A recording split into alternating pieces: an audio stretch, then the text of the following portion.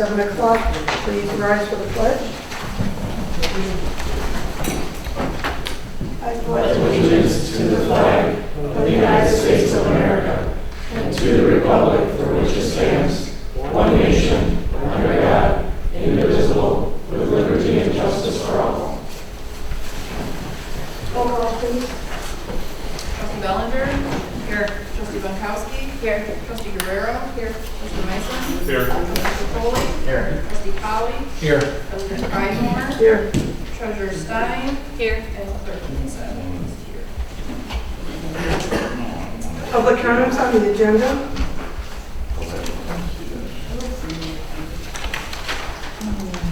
I gotta say my name, I forgot. Daniel Griggle. Under unfinished business, you got the DPW building paint / restoration.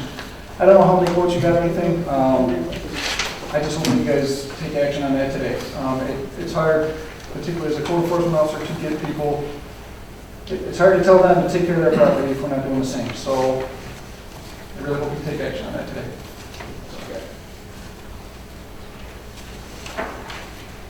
Public comment on the agenda. Approval of the agenda. Make a motion to approve the agenda as presented. Second. All those in favor? Aye. Opposed?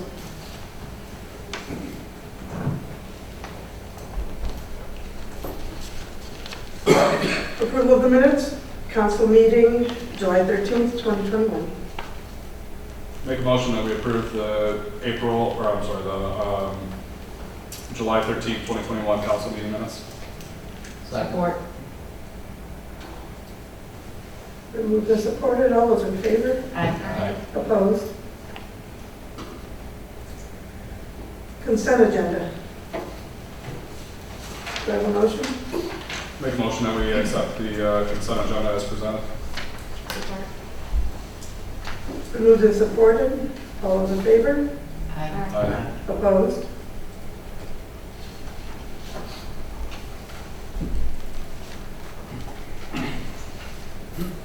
Payment of bills. It's done. There was an error. It's less, so that's good.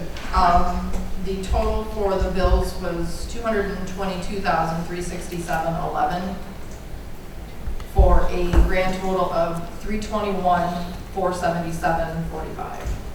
What was that amount again? $321,477.45. Do I have a motion? Make a motion that we approve the payment of our bills in the amount of $321,477.45. Support. Roll call, please. Trustee Mason? Yes. Trustee Bunkowski? Yes. Trustee Bellinger? Yes. Trustee Guerrero? Yes. Trustee Foley? Yes. Trustee Polly? Yes. President Pridemore? Yes. Treasurer's report is done. The village assets total $5,180,204.27. Make a motion that we receive and file the treasurer's report. Second. It's been moved and supported. All those in favor? Aye. Opposed? Communications and committee reports. Ms. Lipsett. Agenda items for the September meeting are due by September 3rd. Can we try to meet that deadline, please? It's really hard to get everything together when I'm juggling last minute additions. I'll try, but I make no promise. Planning Commission report, Ms. Michael. We're continuing to work on the master plan. There'll be a presentation later under old business about some rezoning proposals. And Parks and Rec. There was a huge success this past weekend with all spots were filled for the tie dyeing and the rock painting, so that was wonderful. I was just informed tonight that Tara, chairperson, has stepped down, so we're finding a replacement for her. And then we're just continuing to finish off the summer events and look into the fall. Okay, great, thank you. And the fire committee update. Yeah, we met on the 26th, and we actually had a lot to talk about. We had applied for a FEMA grant for the SBCA's, the CBA's, and we unofficially got the notice that we had been declined for those. So that is something that has to be addressed this year because we're going to be out of compliance with those. So I think later on our agenda, we've got a request for that. And then at the time that we met, from the fire department perspective, we did not have an ETA on the Tahoe that was going to be delivered to replace the Tango because everybody's waiting on chips, but we very shortly after our meeting got notice that it was being delivered like immediately. So I think it's either been delivered or will be in short order, and then it's got to be retrofitted with everything in the back of it, the lights, signage. So that's really exciting, which leads to the next piece that also is on our agenda. We've got a couple of vehicles for the fire department that we need to sell, and that would be Engine 2 and Tango 1 that's being taken out of service. So we're going to either need to sell them or just dispose of them because we're carrying insurance on them and they're out of commission at this point. And then I think we also discussed a future purchase of another vehicle that would need to be replaced, but I don't think that was as urgent as the SCBA's. Great, thank you. The new Tango is over there. Yeah. Yeah, it's on the far bay. It might be out right now, I'm not sure. I know they were taking it out to get the quotes for the stickers and all the other stuff, but it's a nice vehicle. Under new business, Pembroke South site plans and PUD. Would you like to speak? Please.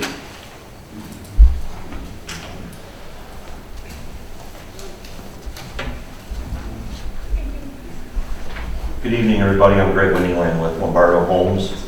Joe Clee of Lombardo Homes is also with me tonight. He's passing out a copy of the PowerPoint presentation that we'll be making. Once he passes that out, I'm going to ask him if he would operate the computer back there and hit the space bar for me. I also have some additional copies if anybody in the audience would care for one. It's the same presentation as we're giving out tonight.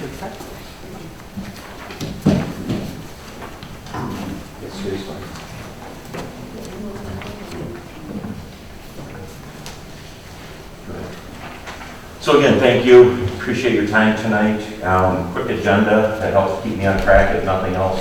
Do some introductions, talk about Pembroke South, the site plan, talk about questions that we've fielded over the course of a couple planning commission meetings, homeowner meetings, and so on. And then the big question is this going to be one community or two communities? We'll talk about the PUD amendment itself, and then we will make our formal request of the village council. And then we'd certainly be happy to answer any questions that you have. So as I mentioned, myself, Joe Clee, as some of you may or may not know, I'm looking to semi-retire next year and go part-time. And Joe is hopefully the smiling mug that will be here in the future. So Joe's been with land development for a couple of years now. He's been with Lombardo since 2008. He knows our company very intimately. He was involved in product development. So he knows the house end of it, and now he's being very well acclimated to the land development end of it. As we always say, we put our cell phone numbers up there, we put our emails up there. We don't want you to get hung up in a switchboard. If you need to get hold of us, we want you to be able to get a hold of us. The area that we're talking about, and north, just because of the orientation of the screen there, north is to the left. Clark Street is the street at the far left, and then existing Pembroke outlined and labeled. The area we're talking about tonight, Pembroke South, is the area that is outlined, but basically a vacant area. And the little finger at the upper right corner goes out to Gratiot to give you kind of a perspective. I think everybody knows what we're talking about, but just in case, go ahead, Joe. And then the currently approved site plan, one of the main reasons we're here tonight is the currently approved PUD site plan has the Pembroke South area as duplexes. It's site plan approved for duplexes. That's been that way for several years. Right now it's approved for 97 duplex units, and that would be a bunch of 2-unit buildings and then a couple singles just to fill that out. And obviously we're looking to change that to single family. Go ahead. Thank you. So you'll see there's some red lines throughout the presentation. This is essentially the same presentation that we made to the Planning Commission.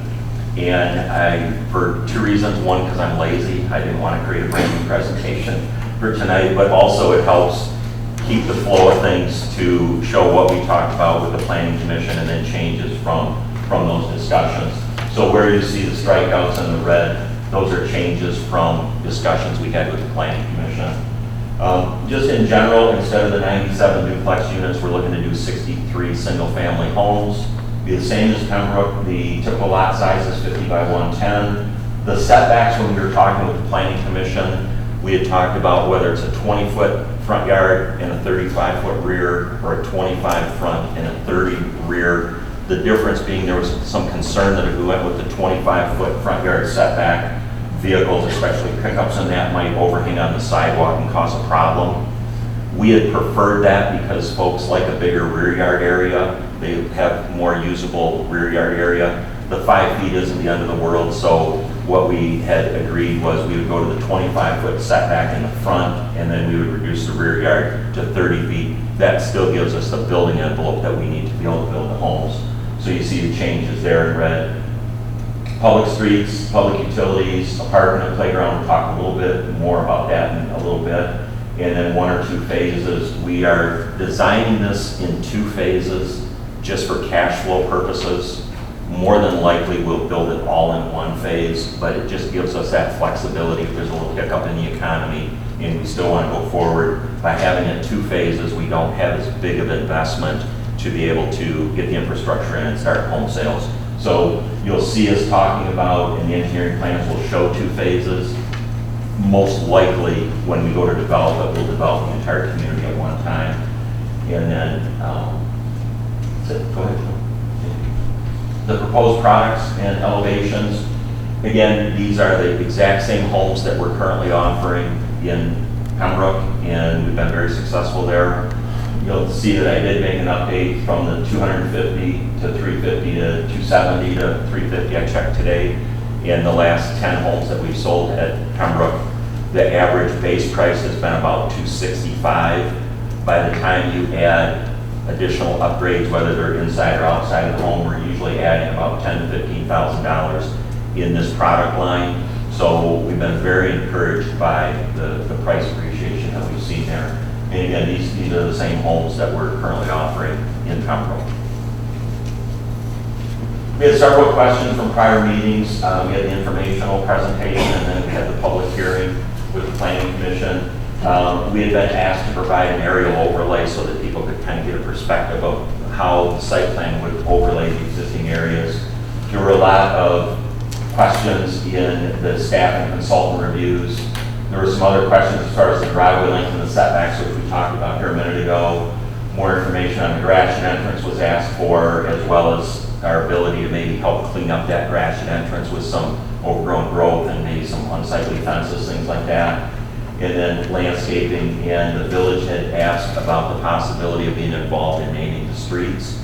And we were happy to say that we were able to participate in that. You guys have Kincaid Court, so we'll talk about that here in a minute. Pembroke and Pembroke South, again, that was a big concern of not only some of the Planning Commission members, but also the residents of Pembroke South. They had asked if it could be one community because of the master deed and the length of time the master deed had already been recorded. We actually had to do it through a vote of the co-owners in Pembroke, which we did last Thursday, so I'll update you on that as well. So the aerial overlay, just simple, took an aerial image and we overlaid the site plan on it, and that's what's included there. Go ahead, Joe. I've kind of put a red label over these, that these issues have been addressed or revised with the revised plans, and that the fire department has some concerns about cul-de-sac length, turnarounds, building heights, things like that. We were able to address those. The plans that were resubmitted after the Planning Commission meeting incorporate all these changes. So all the changes, unless there's any changes that come up tonight, all the changes that we're talking about throughout here have already been made and incorporated in the plans that were submitted. Building height, as I mentioned, there's a question about the wooded area and whether there be improvements or not. That's the wooded area, large wooded area that's between Pembroke South and Pembroke, and that is going to remain undisturbed to to the greatest extent we can. There might be a little storm sewer on the edge of it or something, but for the most part, that will remain completely untouched. And then we had an errant zoning designation on it, so we corrected that. Engineer had several comments on it, and we were able to do that. Also, I don't think I have it up there, but there was some concern about whether when we go to pave, we do concrete or asphalt, and we showed both types of pavement on the plans. When the time comes, we agreed to talk to the village engineer and get his input on whether you guys would prefer we go concrete or asphalt. As long as the costs are relatively close, we don't have a preference.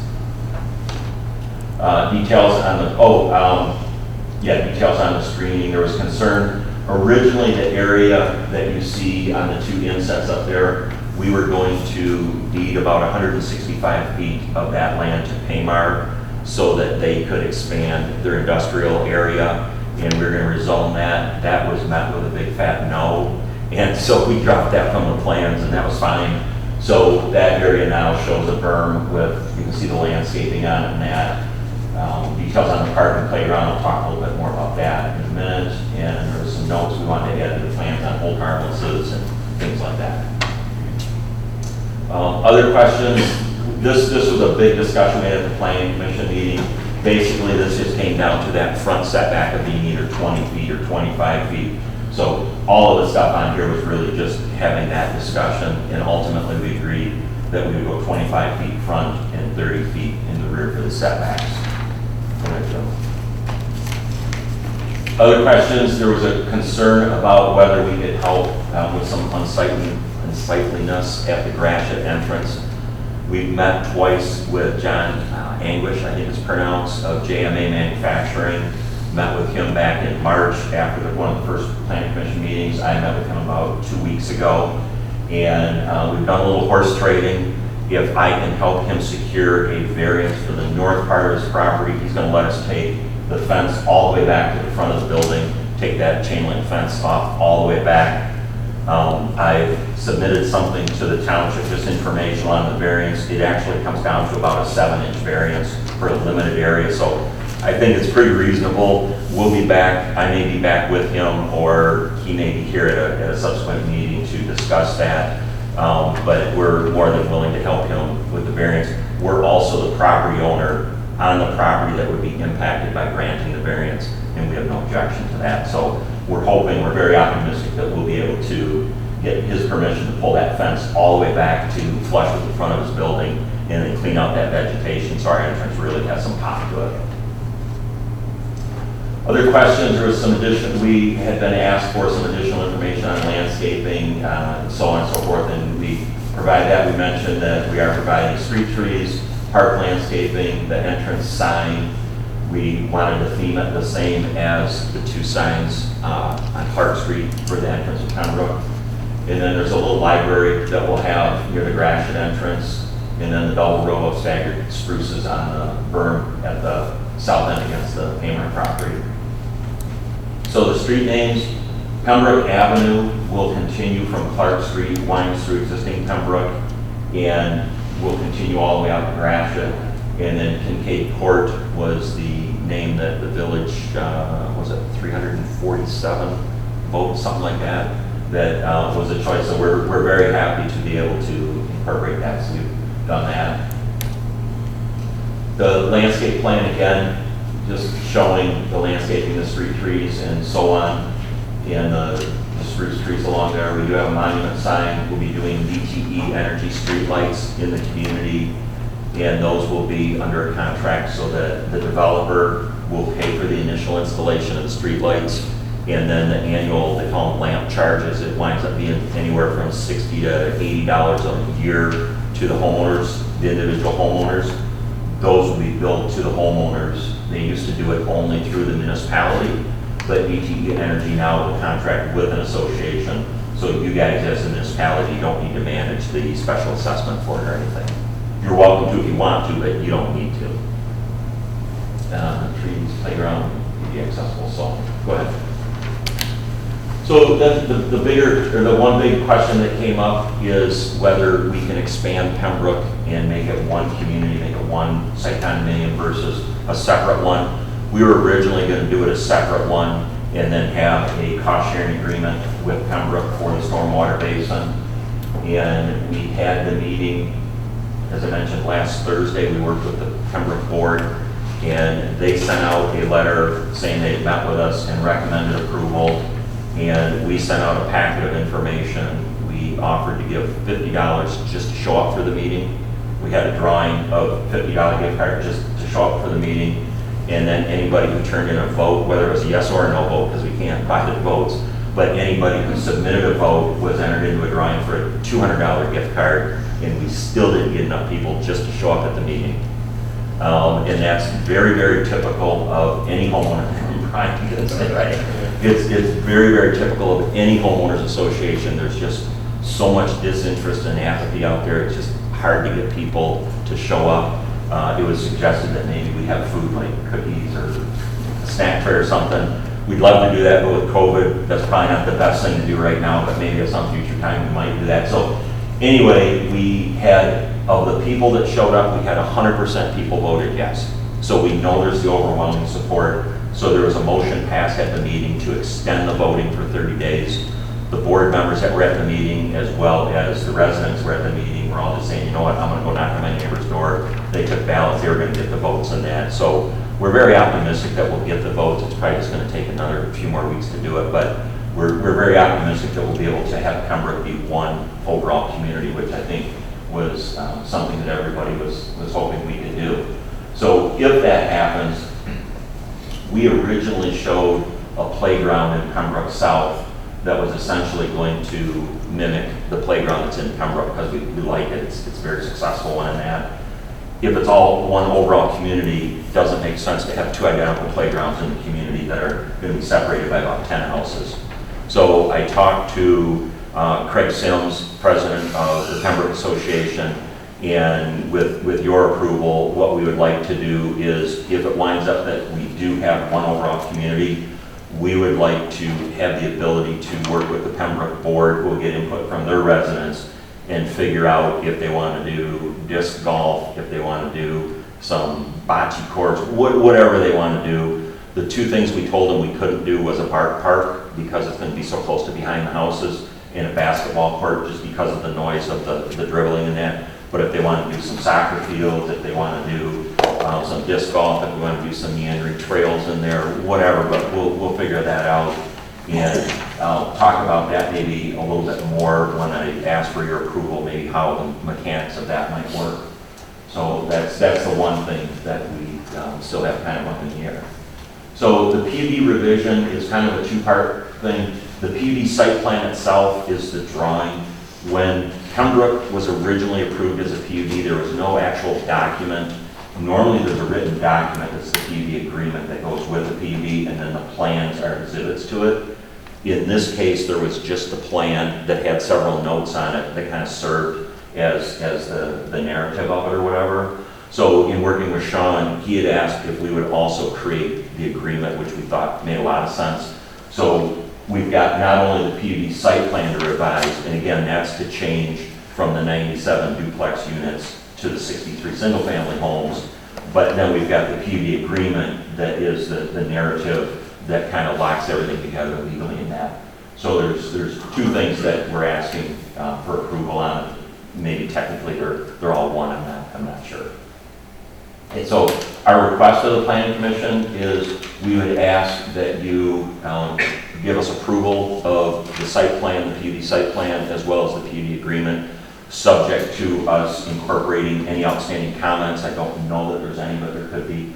And subject to us incorporating any comments that may come up tonight. And then we would ask that we be given some kind of flexibility with respect to coming back with whatever we're going to do for the park. So maybe it's a board member that becomes the conduit for that, and we work with the Pembroke board and a village council member. Again, I don't know the exact way to do that. I guess what I'm hoping to avoid is maybe having to come back before this body to get that approved.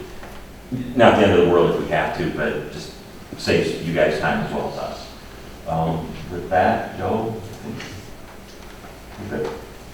So we would be happy to answer any questions that we could.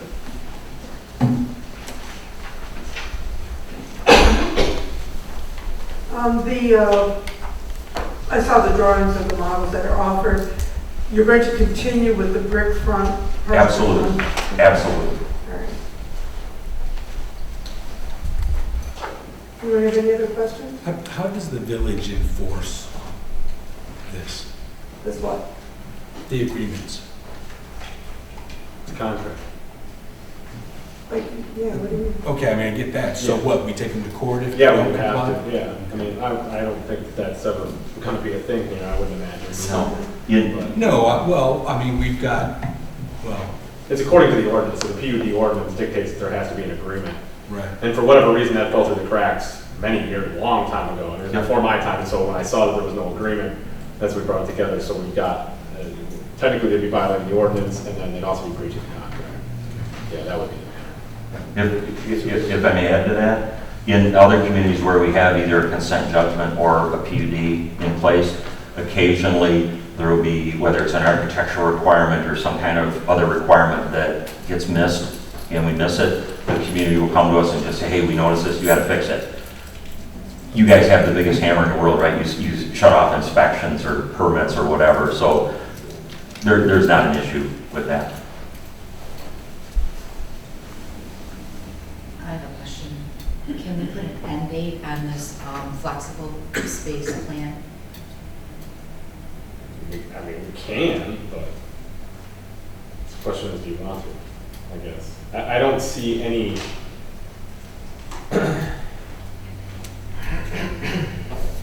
What's the rationale?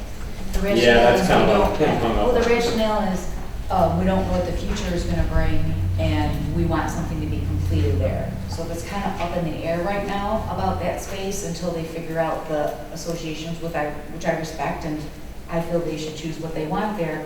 But I feel there needs to be, the village needs to have protection, that there's an end date, that regardless if you guys work that out or not, something has to be developed and installed there, whatever it is. And that's just based on past experience. Some things aren't really finished in other developments. Does that make sense? Street signs? I would think the agreement allows, I mean, I haven't looked at it in a couple of months now, it's been a while. The agreement allows for amendments and, there's the difference between the larger portions of the project being changed as opposed to smaller projects.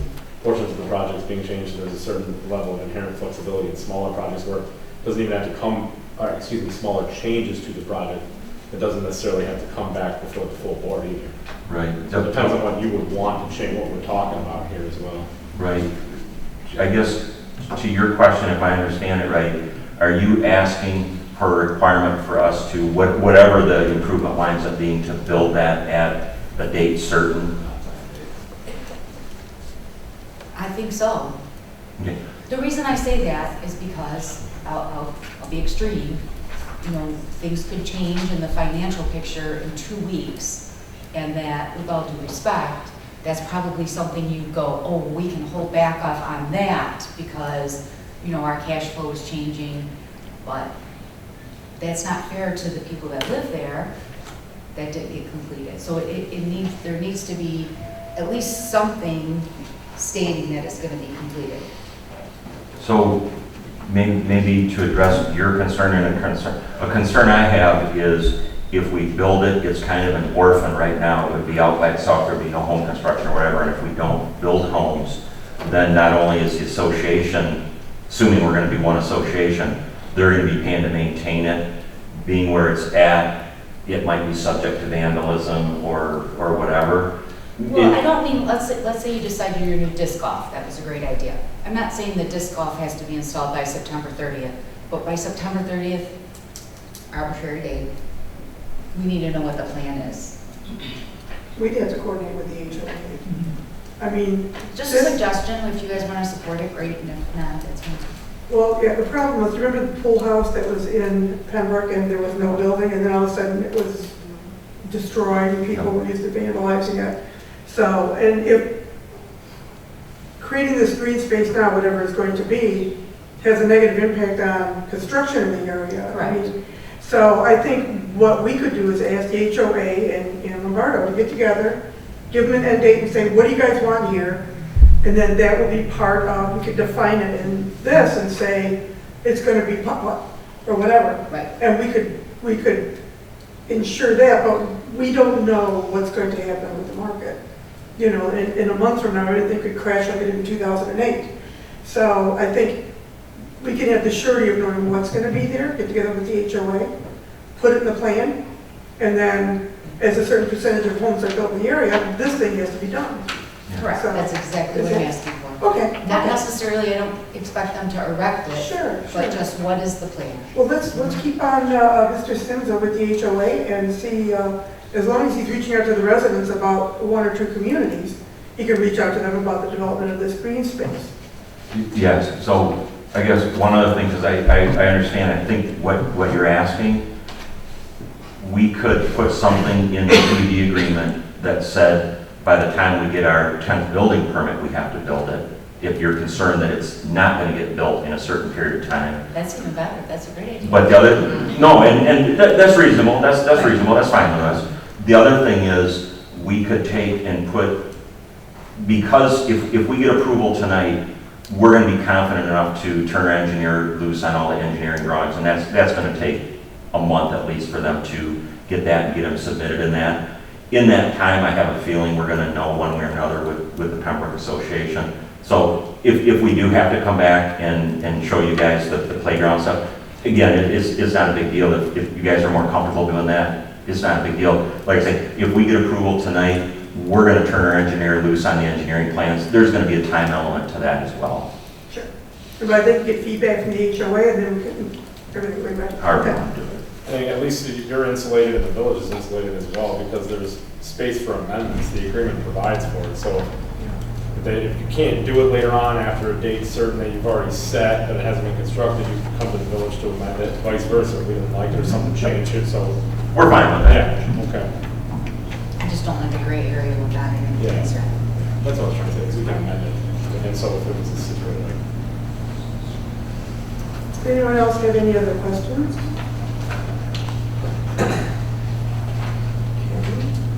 And planning? Yes, planning approved all of this. Okay. Does this need to be due separate, or can it be What do you mean? the site plan and the agreement? Yeah, It could all be together as one. Approve tonight. Well, approving the separate line is be approved, yeah. I want to approve the site plan as the agreement. So you can do it, you can do it, well, you can do it as a motion, whatever you want to do, but. Would you like to make a motion? Yeah, I will make the motion to accept from Lombardo the Pembroke South PUD site plan and the PUD agreement as presented. Support. Been properly moved and supported. All those in favor? Aye. Opposed? Motion carried. Thank you very much. Thank you. Good night. Okay, Yellow fiscal year end, March 1st, 2021 audit. You all received the information from Yellow and Michael Roca. We did get two small minor dings on the audit. Somebody paid taxes on a purchase that they shouldn't have. We are, of course, a tax-free entity. And again, it is the sewer deficit elimination plan. That's ongoing. The state accepted it and the state rejected it, but we're moving forward, we're paying it off. So do I have a motion to accept the Yellow audit? So moved. Support. I've been moved and supported. All those in favor? Aye. Opposed? Are you guys in a rush or what? Holy smokes. Yeah.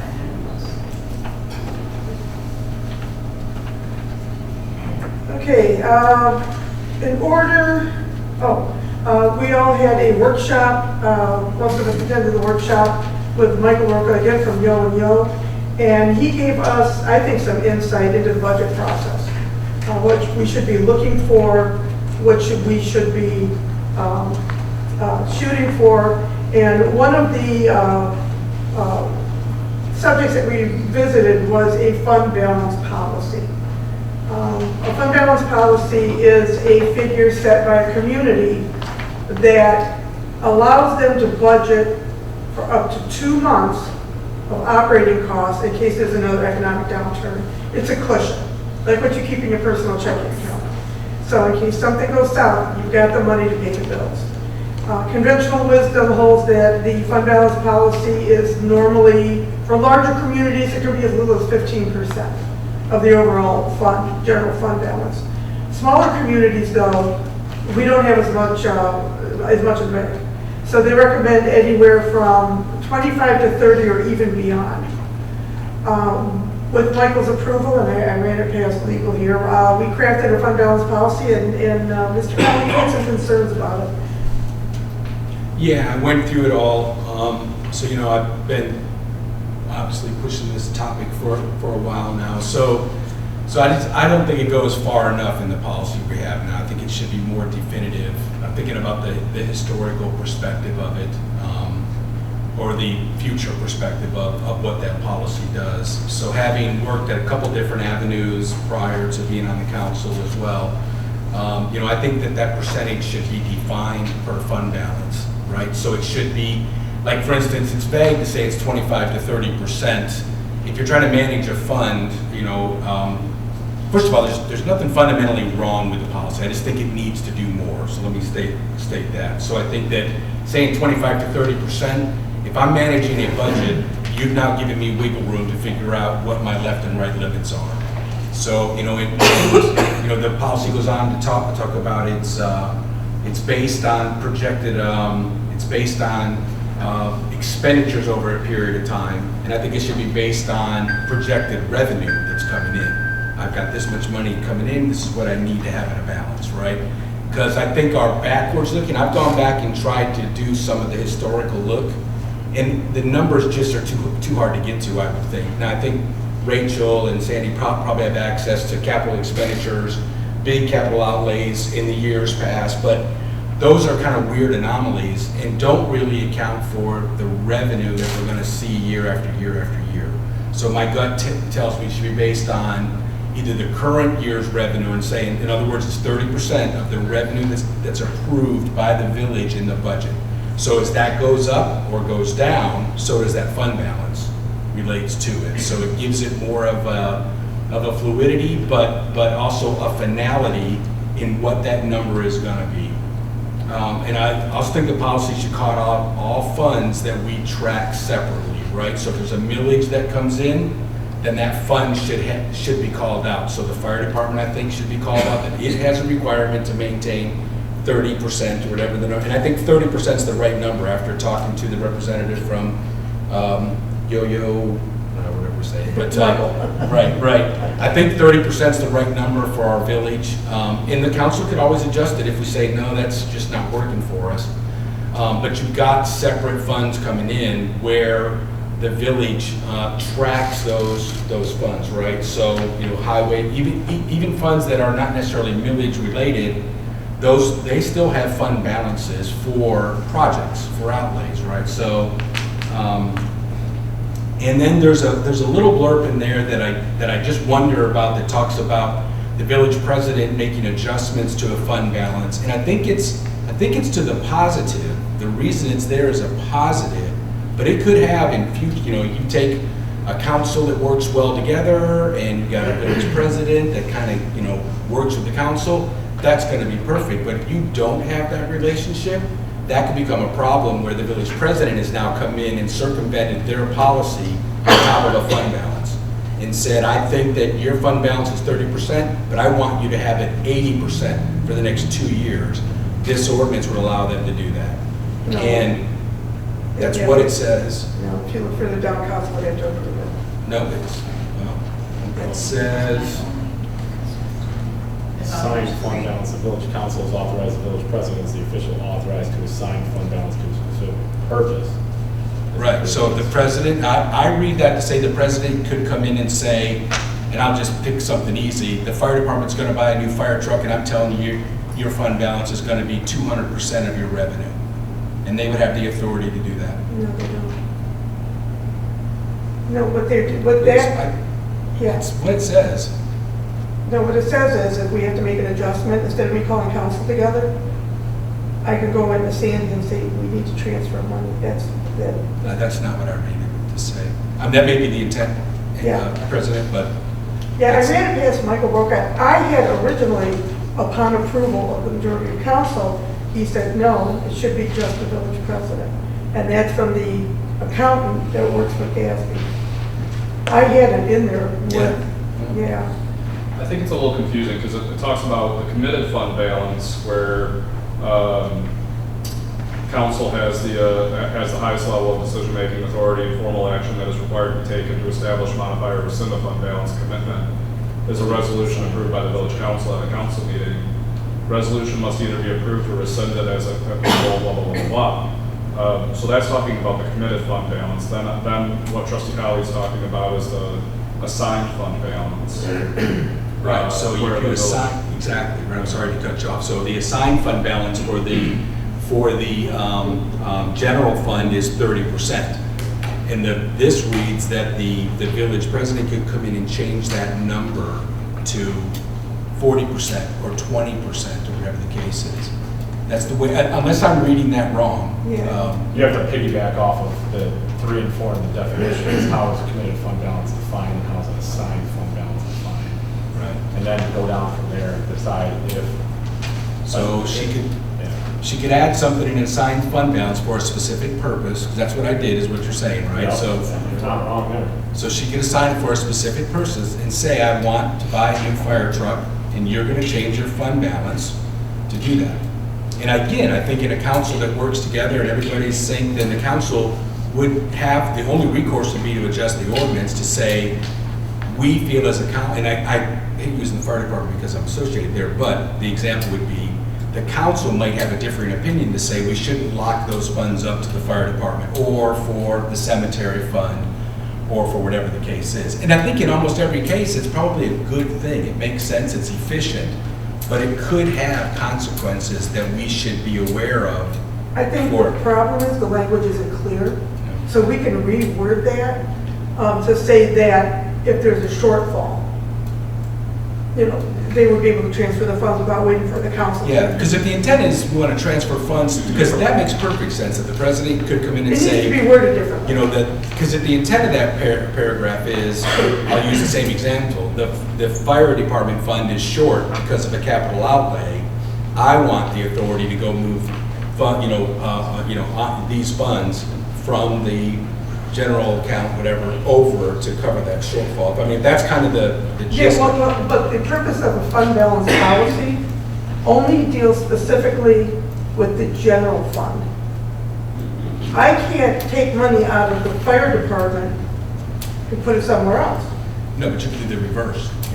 But what I'm saying is, this only deals with ensuring that operational costs that would come out of the general fund. This has nothing to do with the fire department, they're separate millage.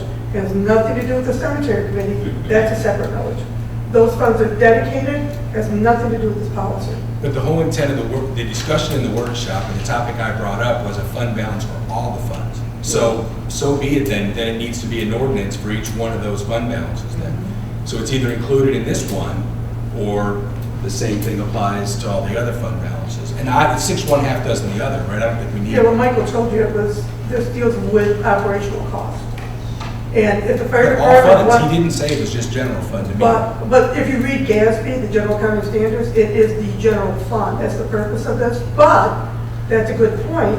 If the fire department wants to come up with their own fund balance policy, they would have to come up with their own policy because you guys are a different kettle of fish. You have large cash outlays, like for example, the air packs. You have large cash outlays where we have a steady outlay of payroll, taxes, rent. We have steady monthly bills where you guys have these large cash outlays. Your budget doesn't work the same as ours, but I think it's a good idea for you guys to say, hey, we can't afford this right now because we don't have 30% of our budget in the bank. So I think that's a great idea. But because of the way you operate, you guys should set up your own. And we'll be willing to work with you on that, but you do not operate like we operate. If you're talking operational costs, you don't pay a lot in operational costs. I think I have to disagree with that. They operate 100% the same way. Oh, so you pay rent Yeah. and electricity? Well, we did until the village voted to take that bill away from the fire department, right? Right. So yeah, they operate the same way. The village determined the fire department didn't need to pay that bill, but they pay for phone, they pay for internet, they pay for lights, electricity. That's all billed in their R&E or their Well, I think to R&E. Trustee Colley's point too, I mean, to move away from the fire department, stop picking on them. Yeah. You know, we talked about also fund balances for like the local roads, major highways. You know, wouldn't we want to have a fund balance set up for all those as well, or like the cemetery? But that's what we discussed in the workshop, right? That's what I was tracking as far as what we wanted to do, because it goes back to my last point, which was, and I don't know if it's maybe it's an overreach to say it's in the ordinance, but I think our process should dictate that those unrestricted balances are presented to the public on a monthly basis. There's a number that is, again, I struggled with the terms. But there's a discretionary fund balance that I feel like the citizens, it's unassigned funds. Well, there's categories of unassigned, but same difference, right? Unassigned funds. You're doing a deep drill into this. Right. So there's not, but the bottom line is there's funds that as a resident, I'd like to know you have available. So when I come and say, there's a pothole right here, and I look at your agenda, and again, I'm thinking long-term, I'm really thinking. But those are assigned funds. Yeah, but you're not doing anything with it. So it's a signed project that the engineer's gonna repair a road, right? To go out and patch or to rehab a whatever, I as a resident would want to know that, look, I see you have a fund balance. How come you're not fixing the road, right? How come, we know how the responses come and go, but I just look at it from that aspect. And I also like the reverse accountability because it makes us look at a number. And in future councils, to look at a number every month and know that that's a discretionary number that they can make improvements in the village in. And I don't know if that's something that's, it doesn't tie to an ordinance. I mean, I think there's ordinances that dictate our open meetings and everything else. I don't know, it's public disclosure. I think we could just do it, but I'd like it to be a forced function on us to be able to do that. And it also justifies what our tax rate is too, right? Because I think that's what we were talking about in the workshop, if we have this 80% fund balance that is just sitting there, well then why are we still taking in so many mills in our taxes? Right. The purpose of a fund balance policy, again, is to ensure that we have at least 2 months of operational costs. Assigned funds like Act 51 money, we cannot factor that in as an assigned fund. I know that, but you don't know what that money is until you have a fund balance assigned. So I get where you're going, 100%. What I'm talking about has nothing to do with the fund balance, except that no one department can figure out what truly that disposable income is without knowing what they're mandated to have in a fund balance, right? So if I'm mandated to have $513,000 in a fund balance, right? I can't touch that money without us coming and saying you can. It's a fund balance. Right, it's a fund balance. It's rainy day funds, right? But now I can look at we can look at the R&E and go, okay, so now they've got that fund balance as a locked number that only fluctuates as we approve budgets each year, right? Because when we approve the budget twice a year, I think, is what we end up doing. Well, we do an amendment, we always have an amendment, right? So there's a budget, right? So we have an amendment. So that amendment is going to adjust that fund balance, right? Well, the way I think it should be written, it would adjust that fund balance because it should fluctuate because your revenue fluctuated, right? To some degree, it's smaller numbers, but that's what I thought the whole endeavor with the fund balance would actually do for us. Because right now we have the funds, so the safety net is there. I think we're sitting at 60-some% or 63%. It's down to 15. Yeah, so we know that, historically, the village is doing an awesome job of maintaining fund balances, but there's excess money, and that sounds just really weird to say that we've got excess money, because we really don't, because there's plenty of things for us to focus on. So I would just, and I don't know, I think, my comments might require the legal and kind of look back into the whole thing like that's. Oh, they already reviewed it. I was thinking it was an excellent pet project for you, Trustee Colley. Yeah. No, I would take the action to make the adjustments in the document and shoot it back over and go, hey. Like that. Yeah, I would love The to. problem is, some of the stuff that you want included in that report don't belong in that report. The assigned funds don't belong. the Act 51 money that we get, you know, once or twice a year doesn't belong in there. We have a fund balance, we have a fund balance, and every single, we just got it in our August report. Each one of those accounts has a fund balance in it. Right, but it doesn't define what is assigned and what is not assigned. I know that, that's what I'm asking the accountant to do and provide to the council every month.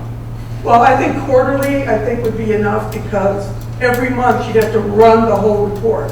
Quarterly, when she does the budget, and I know she's doing it anyway, so she could present it every quarter. She has to do the fund every month. She has to do it every month when she presents it to us. All I'm asking is for that number to be pulled out. She doesn't present the budget every month.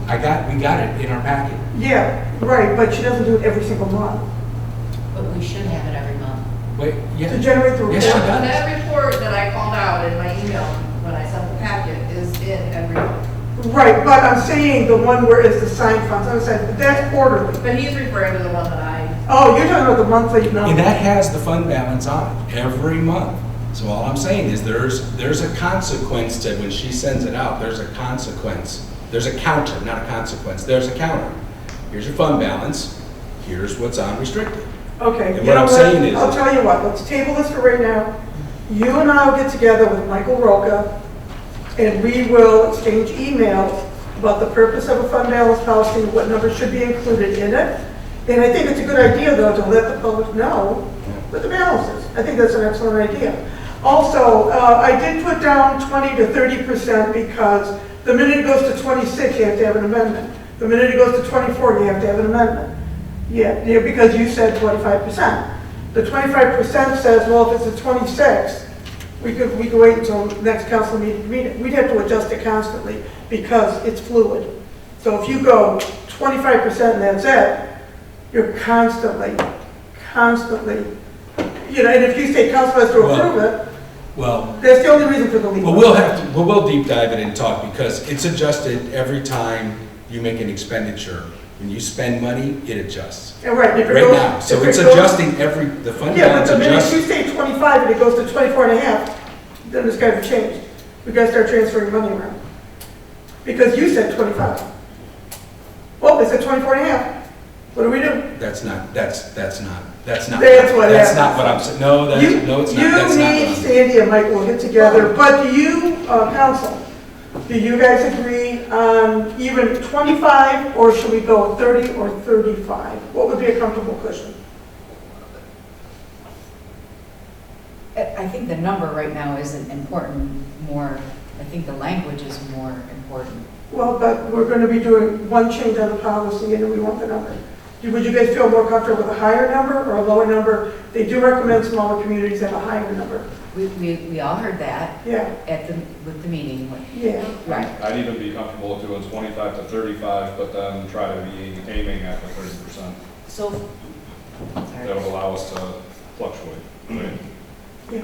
So if we set this amount, Mark, follow me, if we set this, when we approve our budget, we say the general fund is gonna have $100,000 in it, is gonna be our fund balance that we're not going to touch, that's our savings account, right? But we're bringing in revenue, we're paying bills. So- Why would the percentage change? That $100,000 number should remain the same. No, let's Am I say you correct? say $100,000 and you say 25%, right? $100,000. All of a sudden you have a $23,000 cash outlay. Takes it down to, don't make me do math, like 77,000, right? Well, because you said 25%, But why are we touching that money? We should have No, enough because they- revenue to pay our bills. because, We have more than enough money, we all know. no, wait, you have it now. If we have another market crash, you may not have it. Well, that would have to be adjusted at But that what time. I'm saying is, if you go below it at a fixed rate, you immediately have to do a transfer to maintain the 25%. If you give yourself a little bit. Why would we have to why would we have to take that account is there if there is a downturn in the economy and we're gonna know that ahead of time. We're gonna be able to make it. Yeah, the last one was kind of a surprise. But our tax revenue didn't go down the next day. No. It took time for that to settle in. So we're gonna have fair warning of that happening. You see what I'm saying, though? Well, I'm not. Like, I know my personal account where I have some savings and we don't touch that money. That's disaster money. So, If I may too, though, the policy does say that the village of New Haven will replenish the fund balances within 1 to 3 years. Yeah. So it's not like if it goes to 24 and a half, 1 month, that we got to immediately. So everybody realizes the fund balance, every month we get a report, the fund balance number is different, right? It's never the same number because different things are happening. So there's a fictitious line we're putting on an already existing budget sheet, right? I don't think Sandy's gonna do anything different at all.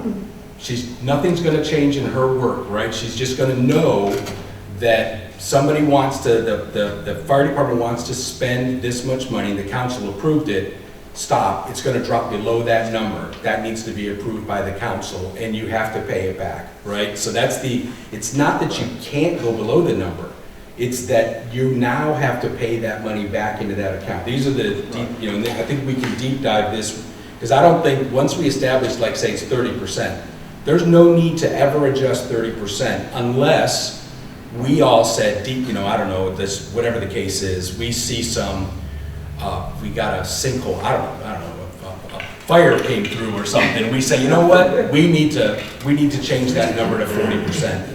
We need to be held to a higher number, then we change it, and it would just restrict how much money would be spent before we'd have to make some other decisions. Because it's a practice, right? It's a principle. It's not it's an ordinance, right? So that means we're establishing it.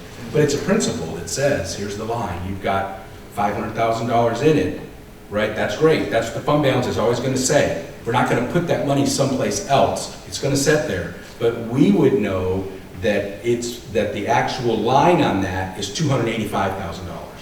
So that difference, right, is what I'm asking to be published. That difference. The line is at $250,000. The 30% that we approved as the minimum is $500,000. Just make easy numbers. So the number that's on the spreadsheet every day, or once a month, that's on our agenda, is $250,000. That's the money that we can. Med comes in or somebody else comes in and says, hey, I want the pothole fixed.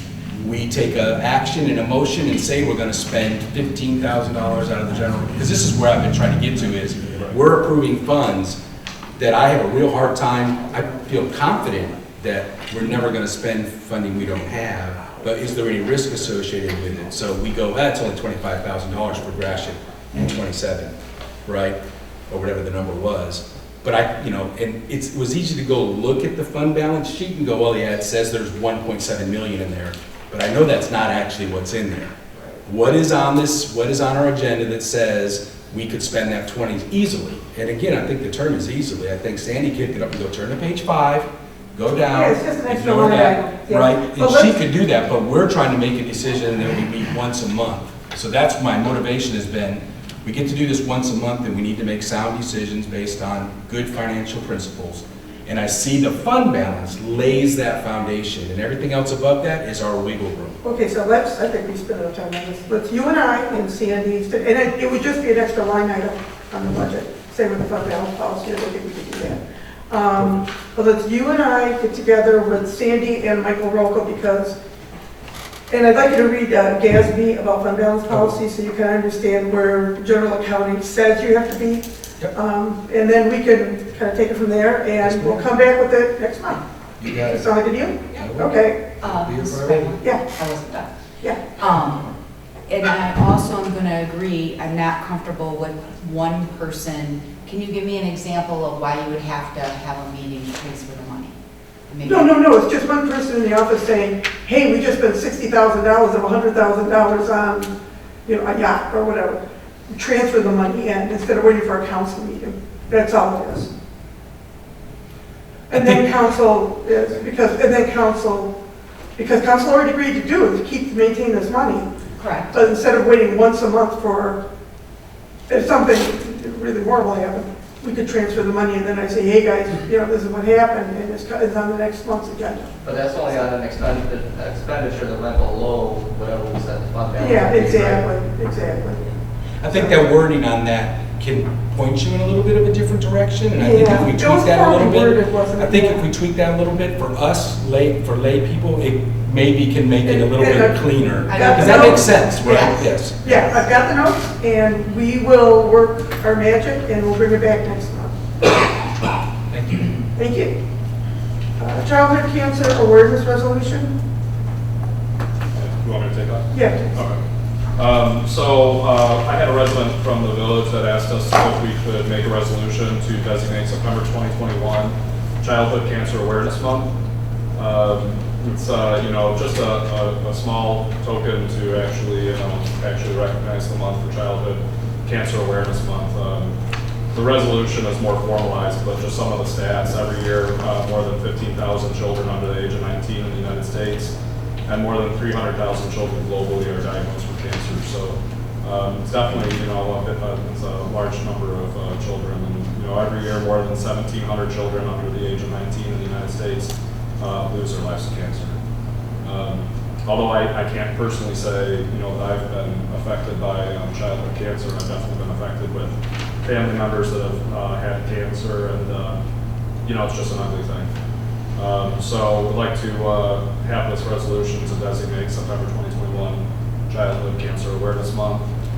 We can get with Mrs. Rodzik, who happens to be here, we can push some childhood cancer, awareness stats and stuff like that that can be posted through social media. Just a gesture to help raise awareness. Is the next resolution 009? Yes. I move to pass resolution 2021-009 designating September 2021 Childhood Cancer Awareness Month. Support. All those in favor? Aye. Opposed? Thank you for bringing that forward. Thank you.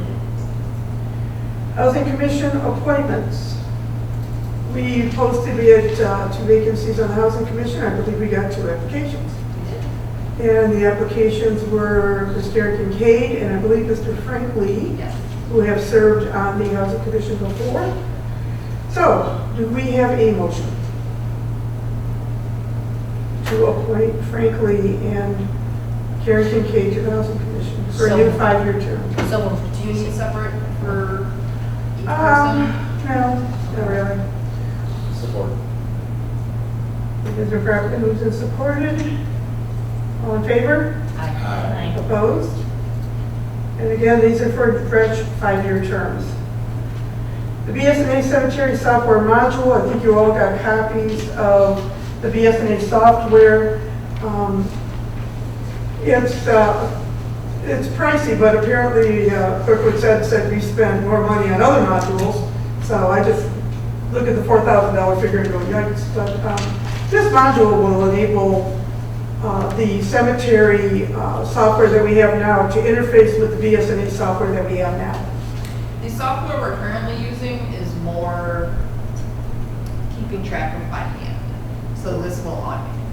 Well, but this one we have trust where people have already given the village money for future use, and I think it's a more responsible way. Plus, I think there's some other functions we can do with the cemetery module. Possibly work with the AMVETS about getting lists of veterans. It does some other things other than just keeping track of the money. So It's money, it's all of it, the plots. the plots, the money, the names. Does it keep track of the cemetery funds? It's a separate millage. Does it keep track of it keeps track of the expenses and the revenues? Yeah. Okay. And this all integrates with the current BSNA system that we have now. Okay. So do I have a motion? I was a little curious about it because it was talking about the memo that we received from Sandy was saying that the program we have is 25 years old. Is that that's the manual tracking that's 25 years old, or the BSNA software that we're using is? We do not have a BSNA software for the cemetery. It's called Prestige or Premier. It's Pervasive? It's old. Okay. So right now, all of our cemetery tracking is isolated from everything else. Yes, Yes. it is. Okay. But this also will enable us to put names in, trusts. So we're not approving a module that's 25 years old. We're approving. That's what I was really struggling with because I was like, wait a minute. That why would be are like we- $1.25. Yeah, No, okay. we're not approving that. Okay. But this again will be integrated into the system we already have. Okay, perfect. I make a motion that we approve the $230. $4,230, thank you. for the BSNA cemetery module. Support. Can I get a roll call? Trustee Mason? Yes. Trustee Benkowski? Yes. Trustee Bellinger? Yes. Trustee Powell? Yes. Trustee Foley? Yes. Trustee Guerrero? Yes. And President Hess. Yes. Item G, approval to sell fire department engine 2 and Tango 1. System. Where's the chief? He's over here. They're everywhere. Good evening. The fire department is seeking approval to put on the market the 1988 International Fire Engine and the 2008 Ford Expedition. The Tahoe arrived last Monday. It is currently being outfitted and it should take about another week. We'll get it back, we'll get a graphic, we'll let the state come out and inspect it.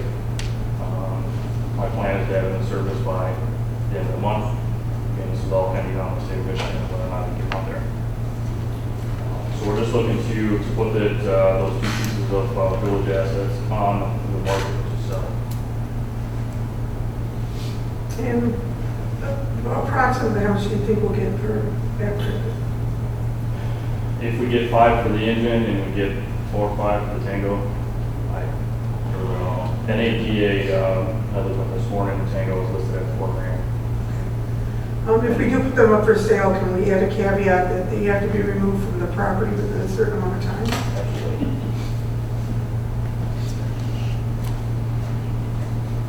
Now's a really good time for putting it on the market. The used car market is crazy.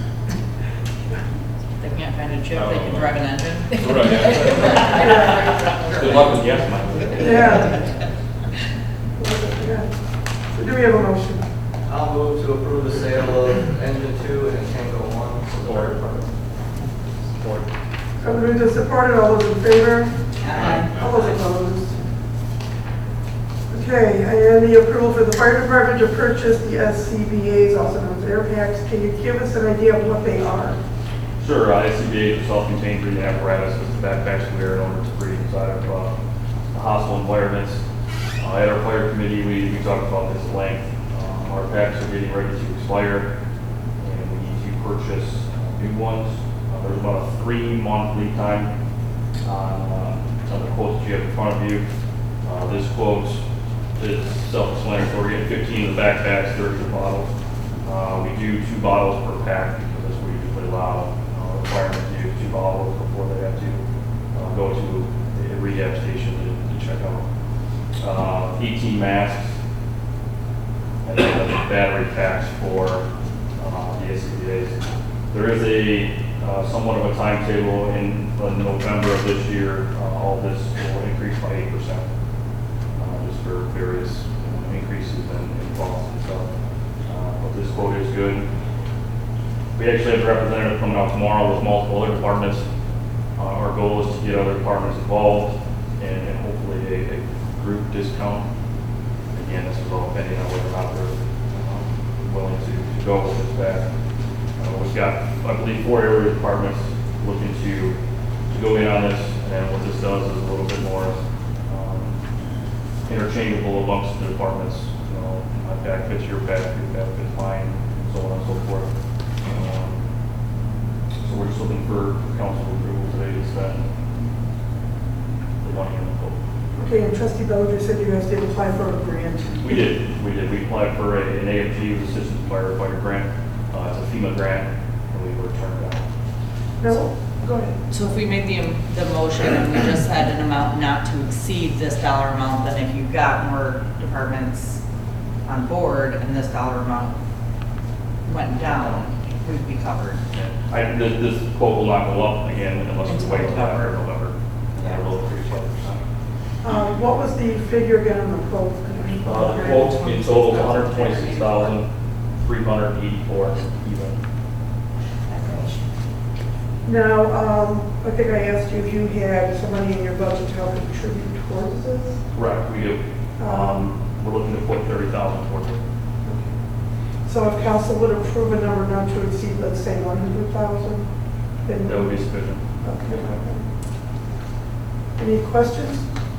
How old are the ones that we have now? They were 15 years. The 15 expiration years? date is 15 years. Okay. And there are requirements that these things be current. You're not allowed to just run around with expired tags, right? Okay.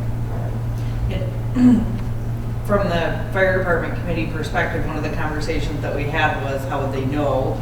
And the big thing with this particular year that Assistant Chief Steer had explained was really that universal compatibility. So if they got out to a fire and it wasn't compatible, it would be a huge liability to the village.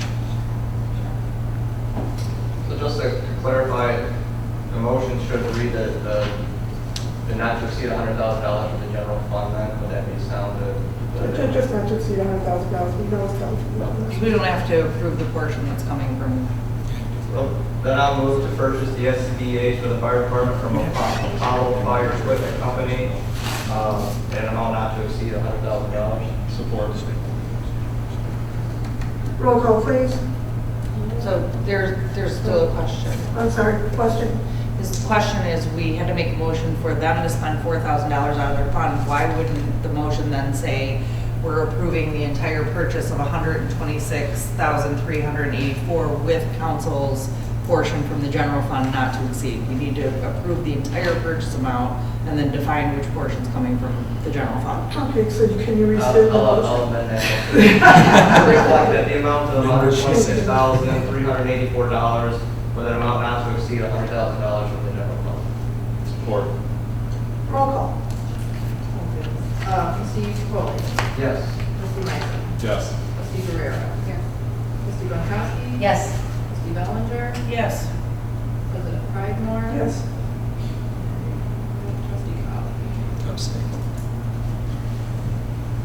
And can you talk to us about the fire department parking lights?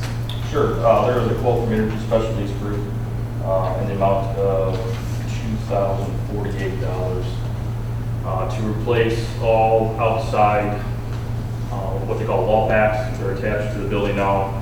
There's only one of them that works. We've been kind of piecing them together, and they're beyond repair. Each bulb is a halon bulb. They're about yay big. They're about $100 a piece. It would cost me about the same amount of money to replace the bulb and the ballast in some of them. There's a couple in the parking lot that the the light stays on all the time. So as you can see, there's about a 50% rebate. This is the same company that did all of our interior lights in the bay. And you can see that the 5-year energy cash flow is quite significant in the savings that we would receive switching to the LED. This is a budgeted line item from the budget. Sandy and I talked about this back in April, so this is the budgeted item. Any questions? Do I have a motion? So, I guess that does raise a question. So even if it's a budgeted line item, we still have to make a motion to approve it? Yeah, it's over 2,000. All right, I make a motion that we approve the expense of the $2,447 for Energy Specialties Group to outfit the 11 lights with LEDs. Second. Roll call. Trustee Meisel, Yes. Foley, Yes. trustee Bellinger, Yes. trustee Gronkowski, Yes. trustee Guerrero. Yes. President Pridemore. Yes. Thank you. Unfinished business, planning commission rezoning request. Ms. Bradford. Good evening, everybody. Did you all receive a handout map today? Did you receive Rachel's summary? Yeah, with the properties that we're looking at? Okay, so, sorry? Was there a separate email for that? No, It might be just in your packet. the email was in the packet. I wrote up a memo Oh, on what our request was. yeah. So over the last couple months, as you know, when we came to you for the moratorium, we've been looking at rezoning the community. We've come up with 5 vacant properties that we would, at this time, we're looking for your blessing going forward into the rezoning process.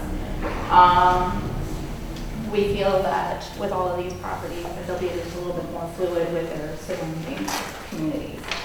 So the first property that we would like to rezone is property number 1 on your map. It is on Roselle. It is currently light industrial, and we would like to have this considered to be multifamily. There is an industrial property to the south of it, and single family to the north of it. Well, somewhat. So anyways, that would be a little bit more transitional into that industrial area as opposed to industrial properties butting right up into the backyard of single family homes. Our next number 2, Arlington off of Gratiot, the entrance to Decorah Park. This is currently zoned multifamily. We would like to see that a little bit more fluid with the entrance to Decorah Park as single family. Arlington North, 227 Mile Road number 3 is the next property. This was previously zoned multifamily and general business. We would like to transition all of this to single family, keeping the Gratiot corridor still general business there. Part of the reason I will point out to this is the entrance. If you look to the south side of that parcel, you'll see that that also butts up to Arlington, and you'll get that same kind of situation there that we already experienced with the Meadow Creek expansion on River Oaks Track. So we're trying to avoid that there. Behind Rite Aid, it was zoned general business. We'd like to put some multifamily there. And Victoria Street to Pembroke, number 4 was the Rite Aid property. And number 5, Victoria Street to Pembroke, rezoned from light industrial to single family.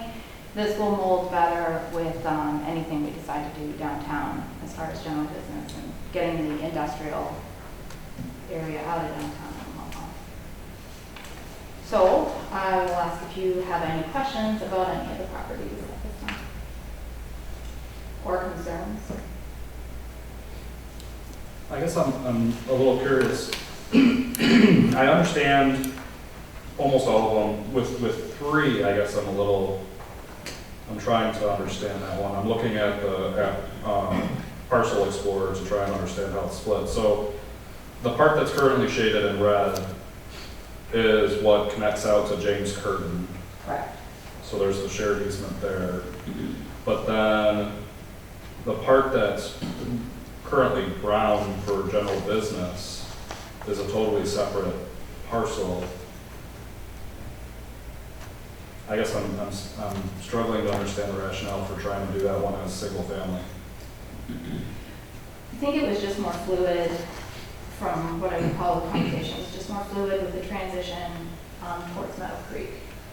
And also the entrances and stuff in relation to Decorah Park and connectivity. There's really no way to get to the back portion of the bottom half of that parcel. Well, they have the easement with James Curtin, it looks like. Yeah. They would, but if we did it all, okay, so if we went with this one to be single family, the in behind, on the bottom, we would have to probably put either the entrance in off of Arlington. I think they were looking, I wasn't there for this part, to be honest. I think they were looking at putting the entrance off of 27 Mile on that. Is that, do you recall that? Is that what the thought was? Yeah. But they would have to buy both properties then to get to 27 Mile. Yes. There's properties. Well, right now, the property, the bottom half is for sale. Right. But it has been. Yeah, it has been. I know there's been people looking at it. I don't remember if the top half is for sale or not. It is not. Okay. So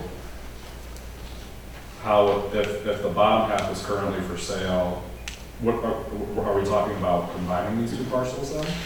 I guess that's, I'm, the bottom half, if we were to make that single family, but then how would they exit out to 27 Mile if that's owned by somebody else? They don't have to exit out to 27 Mile, but that was our thought. And But they if it's somebody could, else's- they could potentially extend James Curtin down to access it, or access it off of Arlington, but it was, we like the cohesion of all. The northern parcel is listed. It is listed? It is, it's a Lombardo holding, it's been on the market for over a year. So both of those parcels are listed. Correct. So we're talking about changing part of both of those parcels on the assumption that somebody buys both parcels and then makes an entrance to 27? To me, that one just seems a little Is weird. that listed parcel? It's listed commercial, so you won't find Yeah, it in was like a listed residential commercial, yeah, MLS. okay. Yeah, I mean, personally, I always was hopeful that somebody would take that big chunk that you'd scratch at 27 and develop it for commercial use.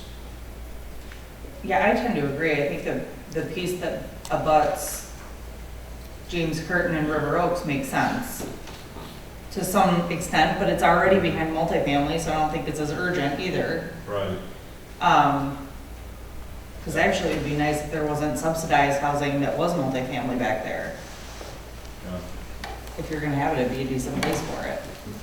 Is it just the graphic part of it? Because that northern lot does jut out, but it doesn't show. It does actually butt up to Arlington. So if there is, and that was a part of the concern with that property. No, I'm talking about this little jut here. Yeah, so he's talking about over here. It does go where off to 27, but it doesn't show that. Is that just for the graphic purpose?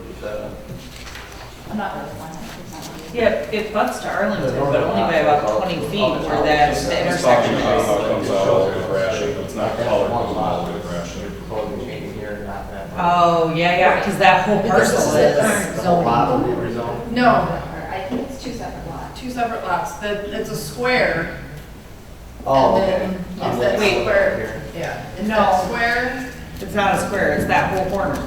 This is all one lot. That whole corner has 3 lots on it. Yes. It's combined.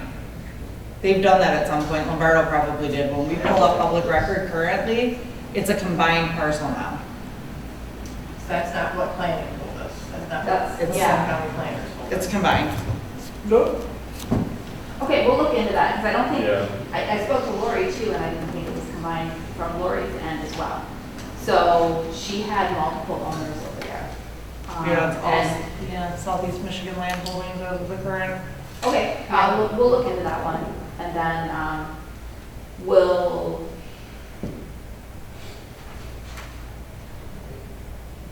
okay, let's just go with, the south side. Can we just maybe table the third one? We could, the goal is to do this all at once because of the process. So we tried to do, we did have some other ones that we wanted to consider, but there's a lot of work to be done. If it's too complex to include this one, we can always put this off to the future. The only thing is, like, that I would want to bring your attention to is that the south side does, you will end up with that exact same circumstance that you have on River Oaks Drive with the budding of the modular homes, potentially with budding of apartments on, or multifamily, I guess I should say that way, of multifamily homes budding up on the other corner. It's true, but technically, right now, they already have the, what's currently existing off of James Curtin Drive that actually butts up to Arlington as well. So, There's no entrance though. there's no entrance, correct, but Yeah. technically, they already butt up to it anyway, so, I don't really, I don't know, I guess I could, I can, I'd rather see the parcel just zone single family, and later on, Okay, if somebody wants to come up and do something, they get a variance. so leave it as is, just to keep everything else smooth. Yeah, because again, we don't want to run into the Meadow Creek situation where we don't want, even on that one little corner, So you do want it switched, you personally? Would love to see it just stay the way, the single family, the way you have it on the map. So you want to see the transition, you don't want to see it multifamily and general business as it is? You No, wanna see didn't you single say family. this would be single family? Correct. Yeah, you want it as presented. But realizing though that, at least according to Parcel Explorer for Macomb County, it's showing that that parcel actually extends all the way over to Gratiot. Yeah, I've Yeah, right now, checked yeah, 3 one different parcel Yeah. sites going now. two different things. We will check that, and if it becomes too, there's a few more steps before this is finalized, and it is going to come back to you before it is final. You will have the final say. So what I will do is I will double check this, but for the sake of moving forward, 1, 2, 4, and 5 are all good with you? Yeah. Okay. Anybody else? Oppose anybody changes? Now, let's say this entire piece of property is zoned residential, and it goes all the way over to Gratiot.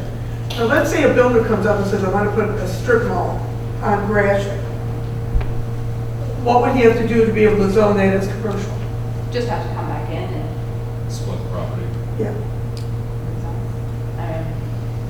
this is more also in line with our future land use mapping that we did just put in place last month. Well, it'll be permanent, but it'll be solidly put in place when we adopt a master plan. So But we I can- will take a look at number 3 and we will address that one way or another. If it's too complex, we'll remove it because we don't want the complexity in the first round. We don't want to put anybody non-compliant or anything.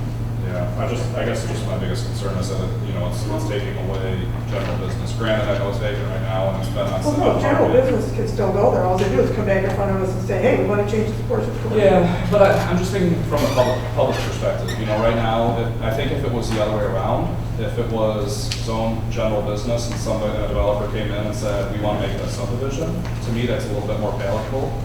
Whereas if it's zone single family, and then all of a sudden, 20 years from now, somebody comes in and says, we want to make it general business. Usually it seems like when you get businesses wanting to come in a residential area, look at Macomb Township with 24 and Hayes with the Meyer that's going in, even though that property was already zoned commercial, they just want to develop the property they own. It's getting a lot of backlash. Also, kind of speaking from a resale perspective, you kind of cut off your nose to spite your face. To just say that somebody can just come in from a zoning variance perspective, well, the person who has to come in for a zoning variance is the person who owns it. A seller's not going to take the liability to rezone a property that they're not going to own until a sale's been ratified, and a buyer's not going to have any pull to rezone a property until he buys it, and he's not buying it subject to rezoning after the fact. And if he did, he'd have no legal recourse to return the property. There's no Consumer Protection Act on it. And we were just talking at our workshop about how important it is to have commercial, development in the village. So when we're out there and searching for commercial properties, if it's not zoned, we pretty much rule it out. We're not looking at, if a builder came to me and said, I want single family homes, and I sent him multifamily or light industrial, he's gonna be peeved. He's not gonna take that on. Okay, so the bottom half of 3 is currently zoned. Multiple. Okay, so you would have no problem with a buyer coming in and building apartments there, correct? It doesn't abut a lot. It abuts, would be up It against, abuts Arlington, but not one of the lots that Lombardo's gonna be building But it's on. not going to There's be an landlocked, existing- so they're going to have access to Arlington, correct? it would be Not if up you don't against pull a the- road there. It won't be landlocked because they can use James Curtin. There'd be no obligation. We just went through this with the manufactured properties. Right. Now, they affected more properties, but Okay, so you would be okay with that? Yeah, they would be up against an existing house. There is an existing house that's on River Oaks, but that's right at the end of River Oaks and Arlington. But they bought that house with it always being zoned multifamily next door. yeah, that's the one that would be affected. The same argument can be made that they bought those houses on knowing that there was modular homes coming behind as well. So, Yeah. I completely agree. Got to do your research when you buy your house. Okay, great. So how would this affect the master plan if we just took 3 out of the equation? none of this affects the master plan. Okay, This so- is completely different. master plan is future land use. This is. Well, I'm saying future land use this. This does not affect any of it. Okay, so should we just eliminate 3 at the moment? You could. It sounds like a lot of people aren't. I don't know if you want to address 3 collectively to see where you stand as far as that independently, or do you want us to just take it out? But we could do the work on it. Okay, 3 right now though goes all the way to Gratiot. Correct. It's bound by Gratiot. It goes all the way to 27, all the way over to, is it? It does not go to Meadow Creek? Gratiot. All the way to Meadow Creek. It does go to Gratiot if all the sites are correct and it encompasses that triangular piece. So that's all owned by Lombardo? Well, The parcel Southeastern that's- Michigan Land Holdings, which is. Or are we splitting here? That's all owned by the same company? Correct, yes. Thank you. Yeah. Okay. All right. I mean, we could do the work on it, and like I said, it's coming back, regardless. And if we notice that it's too complex, we'll just remove it. Okay, does everyone want to leave 3 off of the equation, besides Brian? Anybody else want to not? I'm okay with the way I said it, not splitting that northern lot. That's. Okay. So do we have a motion? I'd like to also talk about number 4, Number 4? which is also currently zoned as general business, and we're proposing to do that multifamily. And is there a push for more multifamily properties, or? Do we have multifamily properties? I think we don't have any, and when you take a look, I mean, we did, to be honest, we did put some multifamily over there on the Roselle. Me, as a person, if I was, I don't know, that's super desirable. I mean, I think you put that multifamily a little bit closer to a desirable area and whatnot. It's still like a merging type of, you have the business, the general business, and then you have multifamily kind of. We don't have anything approaching condominiums for younger people. We don't have apartments. We have single-family homes, Yeah. Harry Acres, Bramblewood, Pinewood, and then the modular home communities. So we're missing an entire segment of the market that wants transitional housing, or housing where they've got their portable 401k, they got a job offer in San Francisco, they want to go. We don't have that kind of housing, so we're going to lose that segment of the population. I think we need to expand the housing options that we have here, but we are limited I know, in that's- being a 2x2 community. It's also not a really good place to put general business anyways, because like a good third of that property houses the retention pond for the businesses that exist there. Okay. That's a fair point then. Yeah, I just keep going back to, we've just been working so hard to try and get commercial development, I'm just really hesitant about that. The other thing that I would say is the area that's highlighted, the adjacent property to that would still be zoned for business, and even though it's not in our plan, but it is in Lennox, the piece behind what we're proposing to zone multifamily is single-family homes for, like, Lombardo owns that as well. It falls within Lennox, but providing some multifamily space would give a little bit of a buffer between the general business and what's proposed single-family in the future. Are you talking about the rectangular parcel that's right next to it? No. On the Lennox side. No, in this it's white, because it doesn't appeal to us. But so it provides a little bit of a residential buffer between the business, because the other kind of angular portion, it would still stay general business, 4 would go multifamily, and then this white portion behind that is owned by Lombardo for future development of single-family homes. So it'd be transitional. So there'd be a little bit of a buffer there. And then for noting, like, we're the owners of those 3 parcels are all the same. So the one that we're talking about off Arlington, this one, and that one. So I think he gets to maintain some of his I don't think Arlington's the same one. He owns 3. It is. He does have 3 over there. He owns the business frontage along Gratiot. He owns the one that we're proposing to rezone multifamily, and he owns 2 that we're proposing to rezone single family. Yes. Yeah, no, you sold me. Knowing that the white section is a single family and that it would then put a buffer to the commercial, And that makes sense. like I said, that retention pond, it's over half of their frontage on 27 Mile Road. It's not prime real estate for, Right, Yeah. yeah. I see that now. I just switched it over to the satellite view. It's not obviously on zone now. Yeah, that makes sense. I understand that now. What's your pleasure? I would make a motion that we approve the changes as described, except for number 3. Support. Roll call? Oh, no. All those in favor? Aye. Opposed? Okay, I'd like to take a minute to add, John apologizes for the lateness on that. He's out of state, so there was some miscommunication in the office. Also, next month will be planning. Any questions, any of you would like you to participate in this as well, if you can planning. And then our public hearing date will be set for the following month. But next month would be the best time to ask questions if you have any more questions. Also, I'll be presenting to planning at the next meeting a recommendation for the extension of the moratorium with the setting of the public hearing and such. We could possibly need 2 more months, so just throwing that out there. We'll see. If they approve that, then we come back to that. So, okay.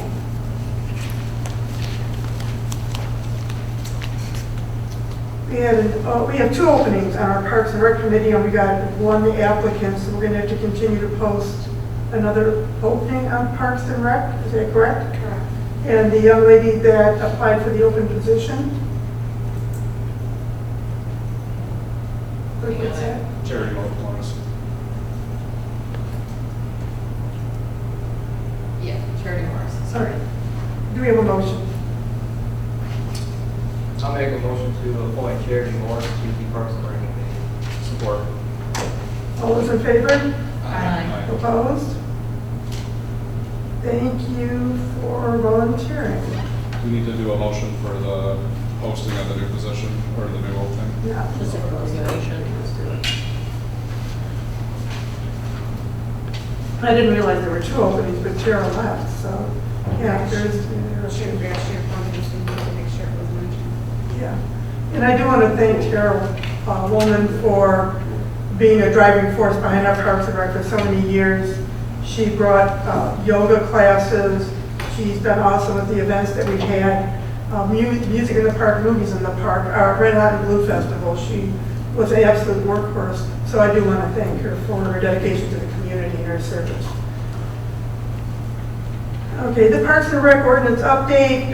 We changed the membership to reflect what the current membership is. The old ordinance had the DPW supervisor, it had some other people that were affiliated with the village that really haven't served on the board in a number of years.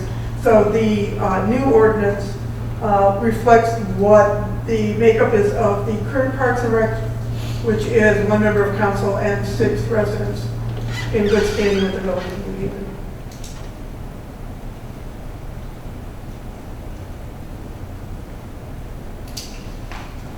You know, when I was reading this, I was actually kind of surprised at what all was in here because, you know, I don't know if we've ever received an annual report from Parks and Rec. Yeah, that is in there. We are going to, what I'm going to do is go to the next Parks and Rec meeting, and we will be giving them a copy of the updated ordinance for everyone to read to see how they're supposed to be operating. I'm going to ask them to come up with the schedule of events for the year, a calendar, so we get an idea of what's coming up and maybe what the cost is going to be. I'm also going to ask them to create 2 subcommittees. One committee can work with infrastructure, our parks, our green spaces, and the other one will work with the events. Because I had a meeting with, I went to the SEMCOG meeting at Bradenburg Park and talked to a representative there, and he wants to talk to the village and Lennox Township about expanding the Salt River access from the kayak park in Chesterfield up through New Haven, through Lennox, up to the Orchard Trail in Richmond. So he's going to set a date for Mr. Reeder and I to sit and talk with him. So we are going to be having some improvements, and plus with this ARP money that's coming from the federal government, it looks like, and I'm not sure, but it looks like we will be able to improve our infrastructure, including our parks.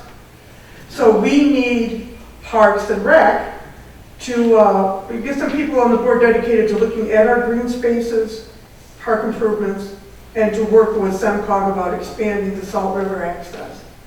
So it's not going to be just planning parties anymore.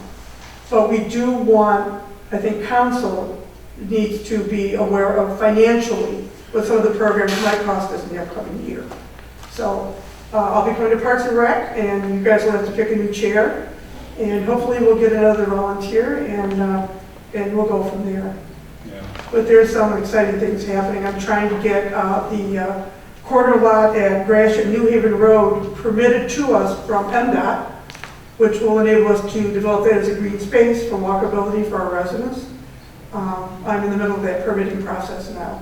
So we're going to have some developments coming up in town, and I'm going to rely on Parks and Recs to help me out with that. So hope you guys are ready. One of the other things that I thought was kind of interesting about the ordinance here was, and I realize that a lot of the verbiage that's in here is actually from the existing ordinance, maybe reworded slightly, but that the bulk of the change was with the makeup of the committee. Yeah. But I thought what was interesting or kind of weird is just the scope of authority. You know, these are dedicated volunteers that are really the heart and soul of our community. And then we get to the scope of authority, and it's like, yeah, you're just not administrative. You know, you don't really have any, you know, real, you know, authority. Blah blah blah blah blah. Maybe the case. But I don't know exactly what I would want to see differently. But it's just like any expenditures have to come from council. We cannot authorize them to. But they do have a budget. Well, and that's where I guess I'm a little confused, because they have a budget and they use that budget for their events. But that's why they have to come to us. I would prefer they come to us at the beginning of the year so they can tell us these are our projected expenditures. We're going to have this event, this event, this. Last year it cost us this much, and this is what we currently have in our budget.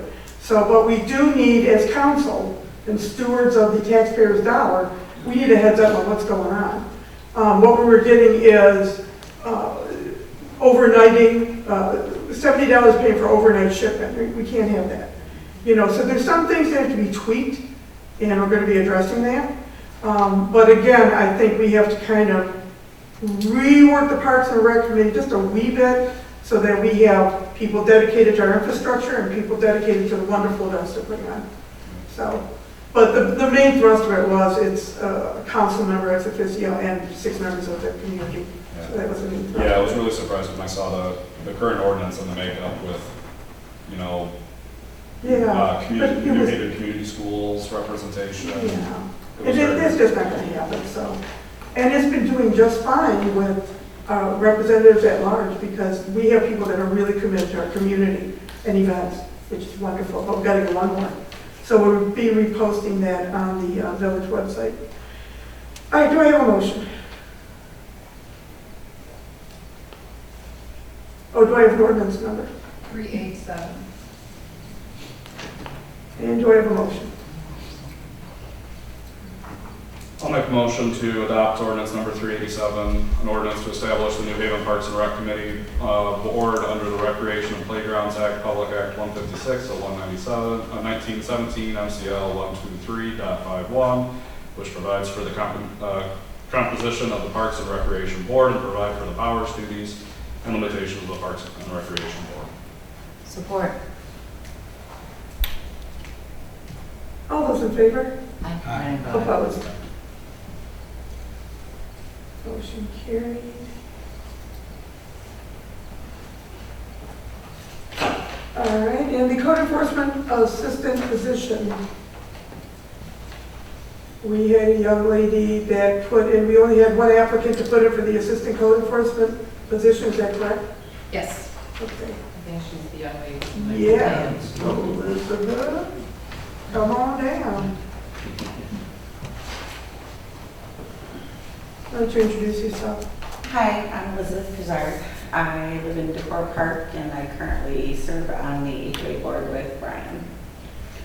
So I want to take on the assistant position to eventually help Dan to retire and then take it on full time, because I want to see our community grow and things, you know, improve. Thank you.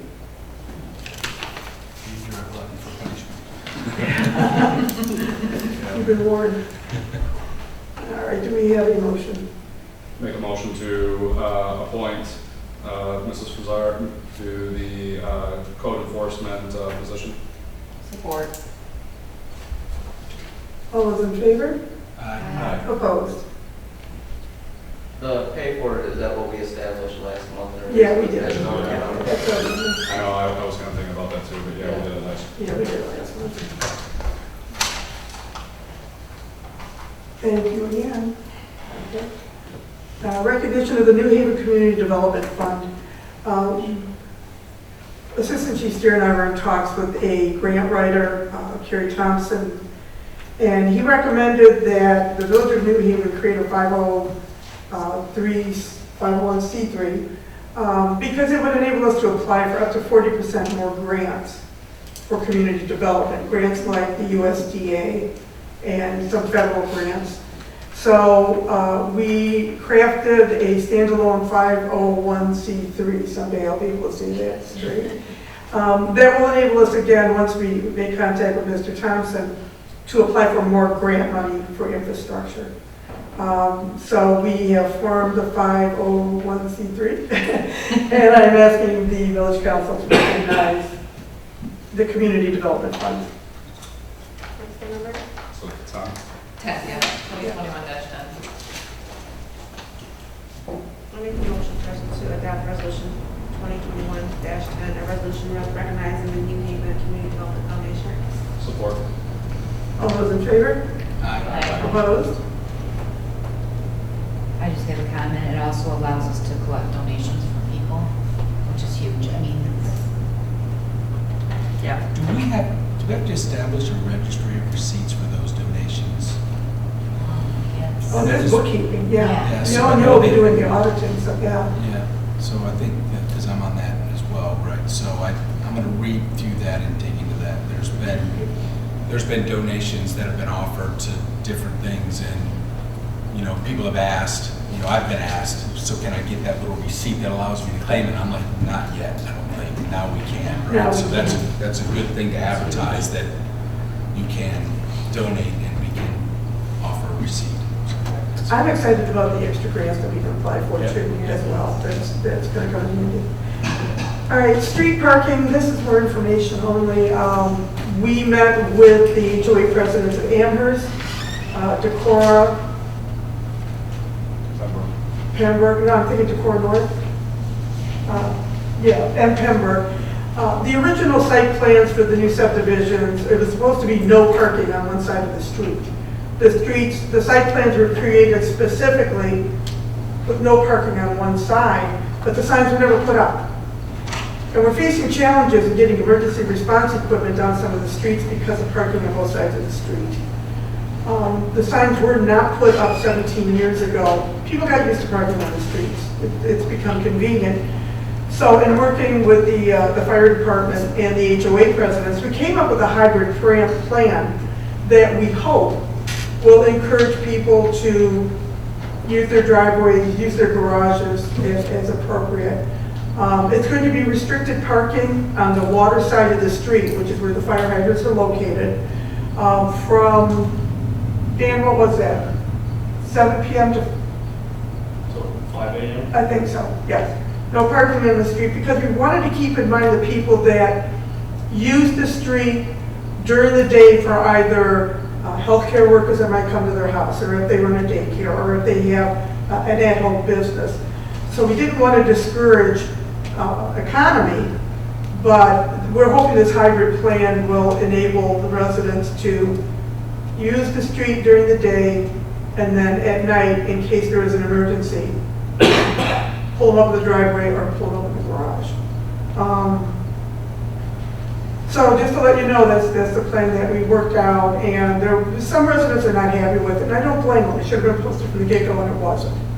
But a lot of people, surprisingly, were in support of ensuring that our emergency response equipment can get down the street.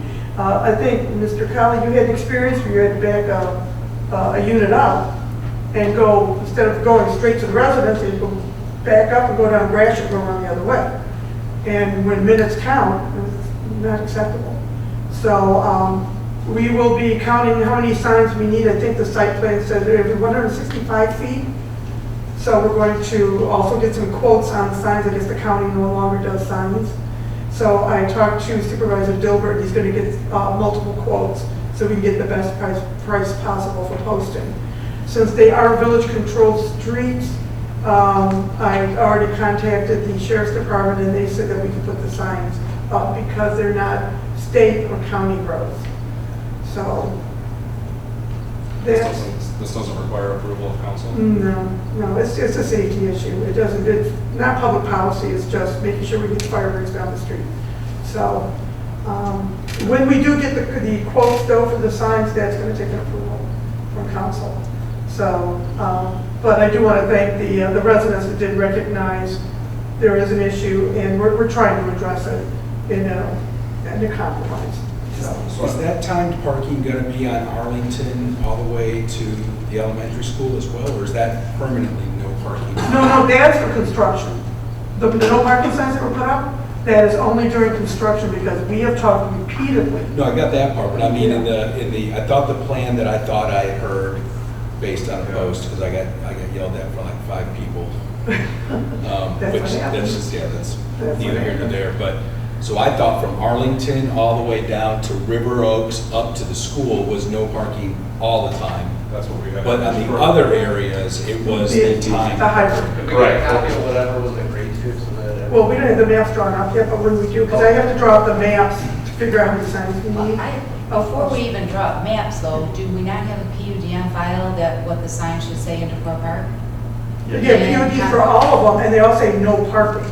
Okay, so we are obligated to follow that No, we're not. because we're just going to change the rules. You can change, oh, please, you know you can amend plots at any No, time. I'm very serious. Ann. Yeah, I am too. Right. I mean, so we're going to change a rule that. We're going to change a site plan. You want me to call Lombardo and have them approve the change of the site plan? Well, From a 17-year-old development? Well, I think that the signs that go up should match it. I don't understand why there's a time. What's the time going to be? It's 17 years of people parking in the street. I understand that, but we can't make a decision because we want people to like us or not like us or that's the rule. During the day, The signs should be up. Well, and I appreciate that, and I understand where you're coming from, but we're going to go with no parking on. Who's we and when did we decide? It was an HOA, the council doesn't have to decide this. It has nothing to do with public policy. But there's a PUD in place. But isn't the At code? Decor Park. The code is gonna the ordinance, sorry, in the fire code is gonna supersede any of that. Yes. So that's what they're complying with, right? And I don't want to jump in the No, middle of this. I would agree with that completely. If the Yeah. ordinance incorporates the IFC and the IFC dictates what happens, Right. it doesn't matter what we've agreed to, we cannot contract around the law. But to be fair, technically, because I really hate to say this, to be fair, technically, the IFC with the 20-foot unobstructed path means that you would not allow parking on the boulevard. Technically, if we're gonna be that black and white, that's what it says. Yeah, are we amending that then with this agreement? No, you can't. So, I mean, we are allowing some, you know. But I understood that was in consultation with the fire chief that Right. said where the safety, like, because if I remember the write-up I read on the outcome of that, it said that, again, and I think when you're going down the boulevard, you don't have the two-way traffic to get in your way, because on Arlington, River Oaks to the school, right, you have the two-way traffic getting in your way. On the boulevard, I think that's where as I understood, the chief can come in and advise the president to say, look, we can accept this variance of that. Right. So under that same assumption, our fire chief is saying that he's willing to allow us to just do the restricted parking as overnight. Correct. Right. And your thing about Arlington, yes, it's no parking immediately from Arlington to River Oaks, or from Arlington, Ratchet down Arlington to River Oaks, and then from Arlington to the school, no parking whatsoever. There's no houses there. It's only going to affect, just those existing. Well, the signs that are there now, are they where they're supposed to be and just leaving them? it doesn't have the no parking signs. They need to be, That's because the reason I sent you that email, right? It's been marked. was, yeah, because somebody went out and marked, and I thought it made sense to me, but I didn't see it marked on Arlington, and I didn't see it marked from Decor Park North to the school. And as I remember, that's one of the major discussions is trying to get down to that school. And that's in the middle of the day, to be honest, right? That's not. That's what I. Right, that's in the middle of the day and I believe that was the That's analogy. where our congestion is, right? Arlington, River Oaks, because of the Yeah. school. So that's immediate. Hopefully we can get this done before school starts. There's been issues with fire trucks, been issues with school buses. We know that, we've gotten complaints. We've got no parking signs in the. So that will go immediate, no parking on the water side. There is no time frame on that one. That is automatic, because that is where most of our congestion is. Right, so then that'll allow the, if the emergency vehicle needs And to the get through school during buses. school hours and it's all congested in there, that keeps that side open. I felt like that was a fair compromise. But the rest of the subdivision, during the day, living in the subdivision, during the day, most of the sub, although people, might be parked on the street, you can still get around during the day. Yeah, there's not that many vehicles parked on the street. And when people are at I work. went through all the subs during the day, Yeah. but the people that run like the daycare, we don't want to impact people's livelihoods. Right. So, Yeah, But that was a I good think compromise. people dropping off, I have a neighbor that runs a daycare, and people drop off, and I think that's completely acceptable for those drop-offs that are a 5-minute dropping off. how about home healthcare workers? We could go down a whole line of home businesses and go ahead one at a time. The bottom line is this But was if you can park on the other side of the street, unless somebody else already parked it. I guess we'll have to agree to disagree. What I disagree with is that we're changing rules, Okay. I appreciate that, thank you. and I think it should be, I think council should be involved in it if we're changing rules and ordinances, because we're affecting We're not changing an ordinances. ordinance, we're complying with the fire code. Okay. All right. So, item G, Eagle Cross Connect program. We put out a request for proposal for other companies that handle this. But, again, the question is, do we have to comply with the state mandate? Other communities have been doing this for years. My sister in Troy, she's been doing this for the past 7 years. We got a notice from the state because we weren't complying. So this has to be done. We put out an RFP for businesses that provide this service, and I think HydroCorp was the only game in town. I went online looking for other businesses that do this, and there was no other company that did it. We got 2 quotes from HydroCorp for inside and outside, and just outside. So I think the question is, do we want both services? Do we want one service? Do you think we should do outside? What's your pleasure? My pleasure's not to do it at all. Yeah, well, nice try. State's already warned us once.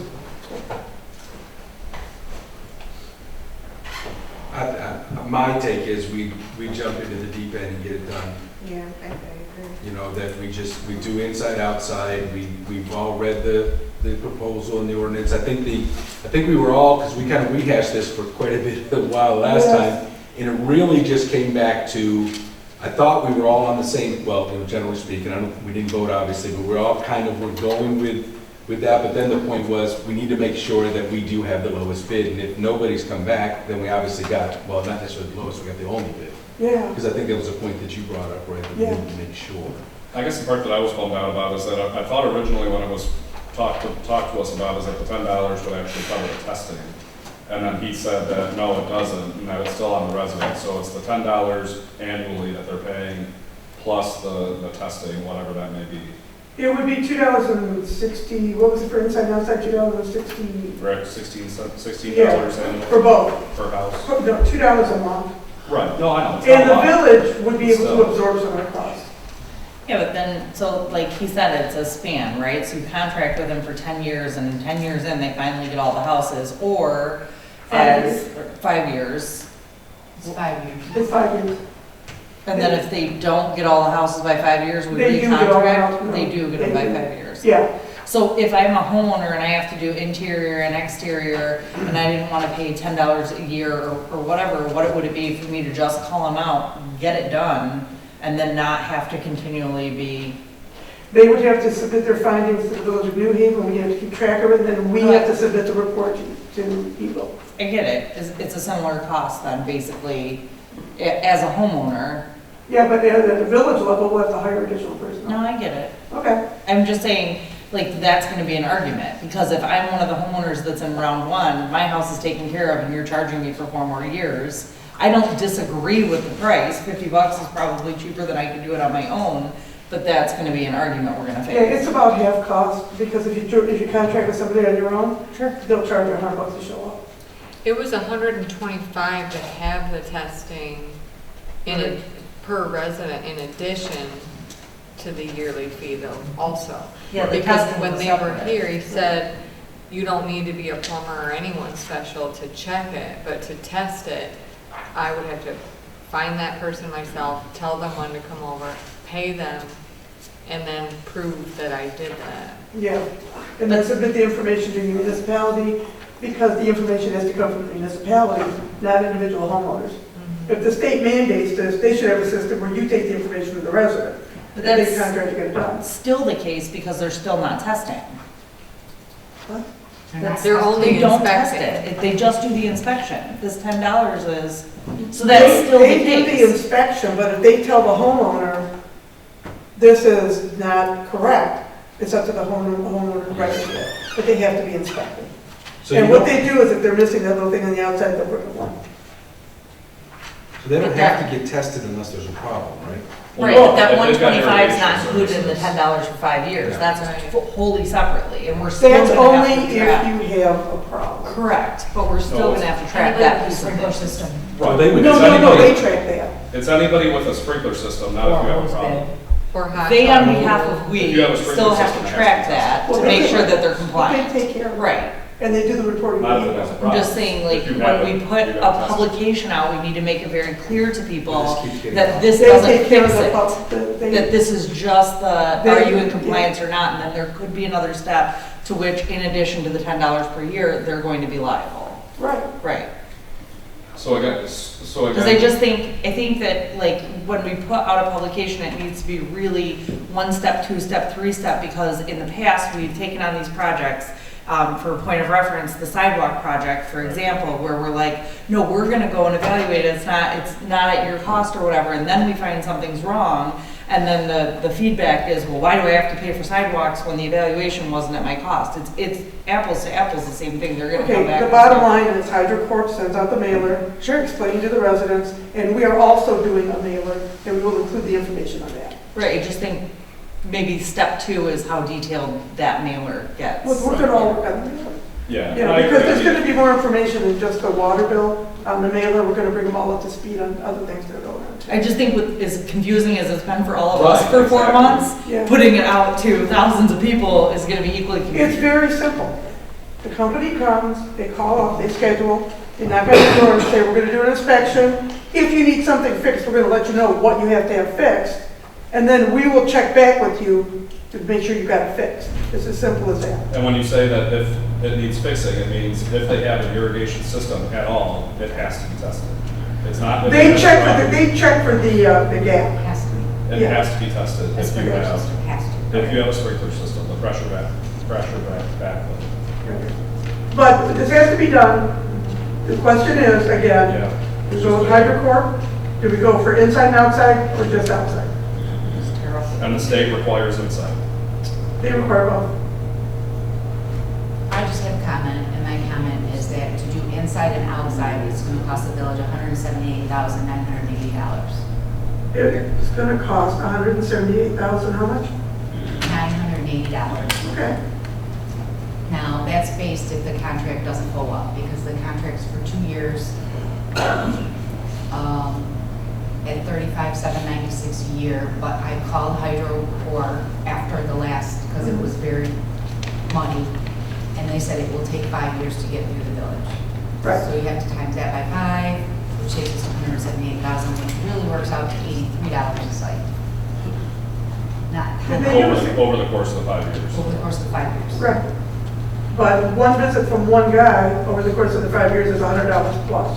We're trying to save the residents money, and again, I talked to Sandy, we will be able to alleviate some of the pain. I just want to, I'm backing up what Jessica said. Sure. Because if we're gonna charge them $10 a year for 5 years, isn't enough. Because we need to charge them 83 over the 5-year period. More like $16. Yep, 1668. But if the village could pick up half of it, how much would we charge? Well, I mean, It has to be done. I don't disagree with you, but I Okay. want everybody to understand exactly what it costs. Yeah, and I told Sandy, we want to try and alleviate as much of the pain to the residents as possible. The water bills are just, we're working on them. Well, and that's the reason why I'm really struggling with too, is that if this is something that's mandated statewide, how is HydroCorp the only company that is replying? I don't know, but go online and try and find another one. I did. Because I mean, other communities take an employee or hire an employee to do this. Because they're not testing anything. All they're doing is going and looking. Right, the administration work. Right. Girl, let me see what you have. Okay, here's your note. You need to go get these inspected and send me I passed, send that to the village. Right. So And- they. Exactly. And so to your point, and maybe this is where you're trying to lead us, maybe not, I don't know. I'll do it for $150. Right, see, exactly. So if all we're doing is we're paying for somebody to walk around for 5 years and inspect people's houses, and you don't have to have a license. You have to be certified. You have to be certified. Yeah, you For be something. ASSE certified. Let's That's assume, to let's test assume. it. That's to test it, not to go around. Okay, bottom line, The folks. bottom line is, why couldn't we just hire somebody at the DPW to do this We for were talking us? about this already.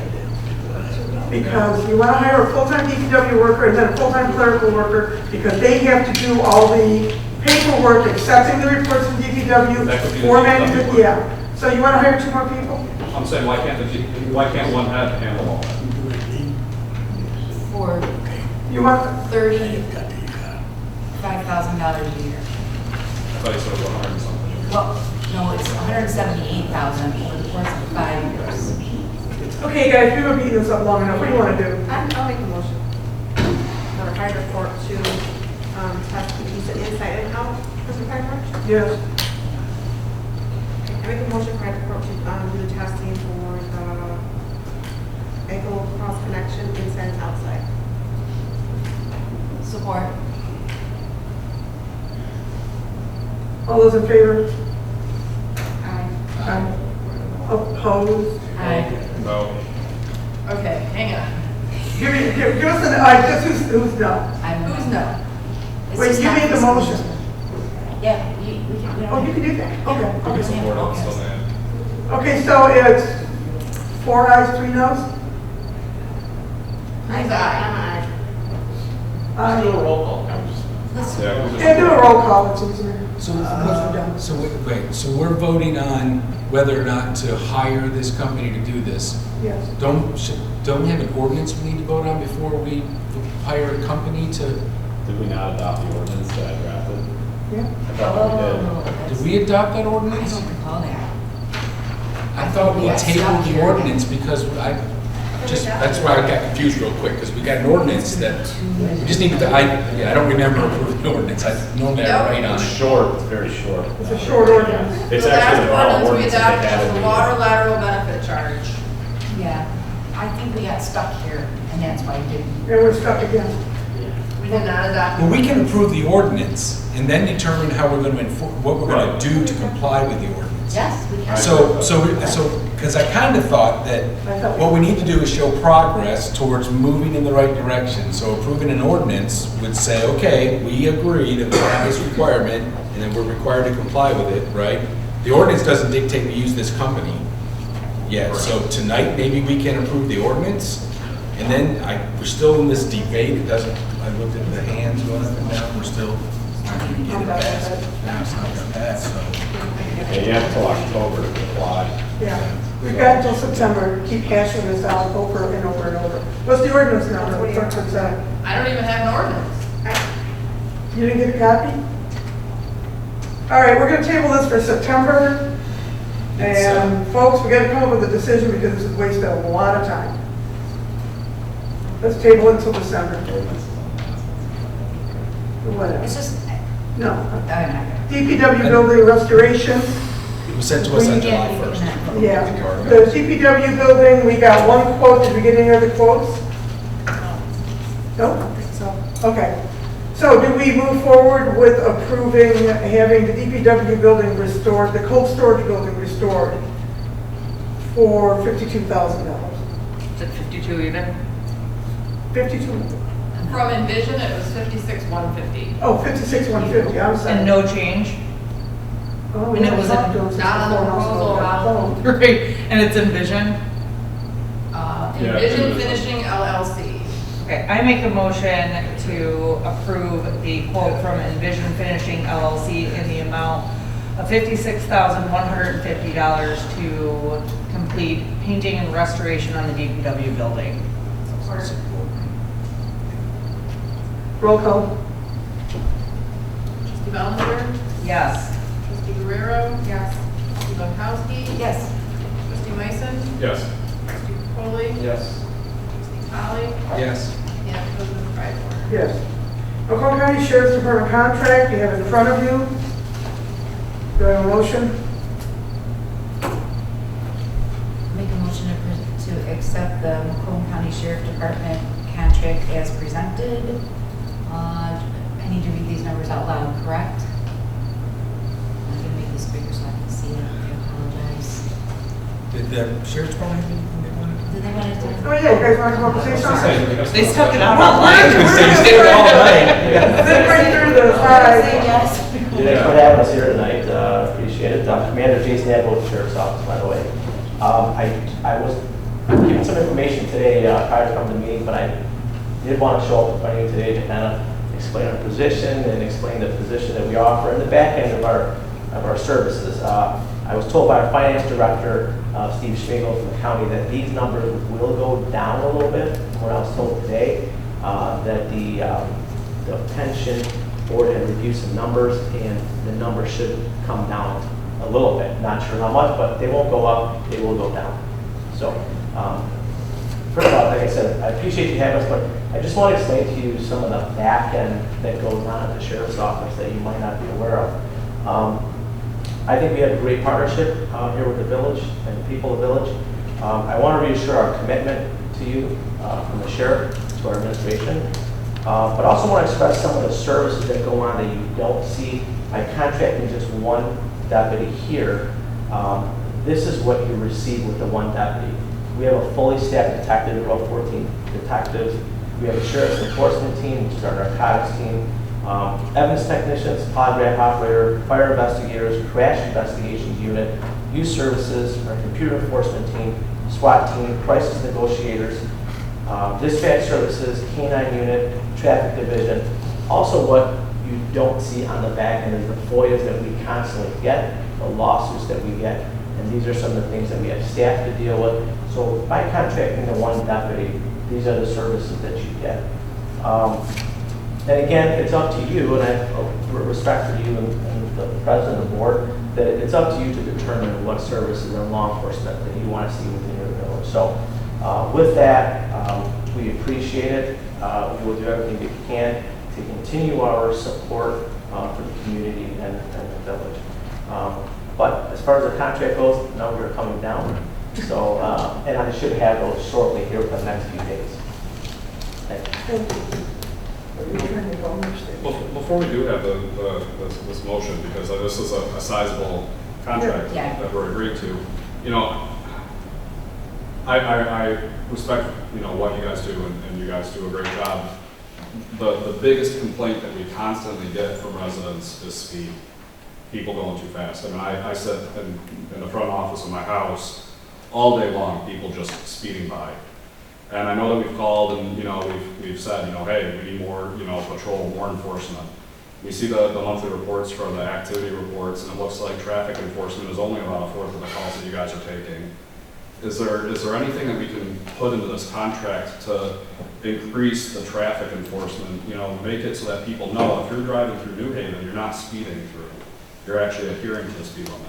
Because right now, again, respectfully, I don't mean this to be totally rude, but a lot of people kind of feel like, oh, it's New Haven, who cares? It's all no holds barred. You can just go whatever speed you want all day long. Well, if I may too, we have assigned Sergeant Jeff McPherson as your community liaison.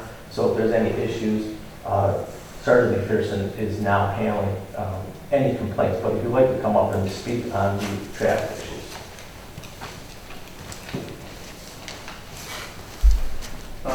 Addressing that issue, of course, obviously, if there are specific issues, you can contact me. You know, you all have my cell phone number, my email, and we're more than welcome.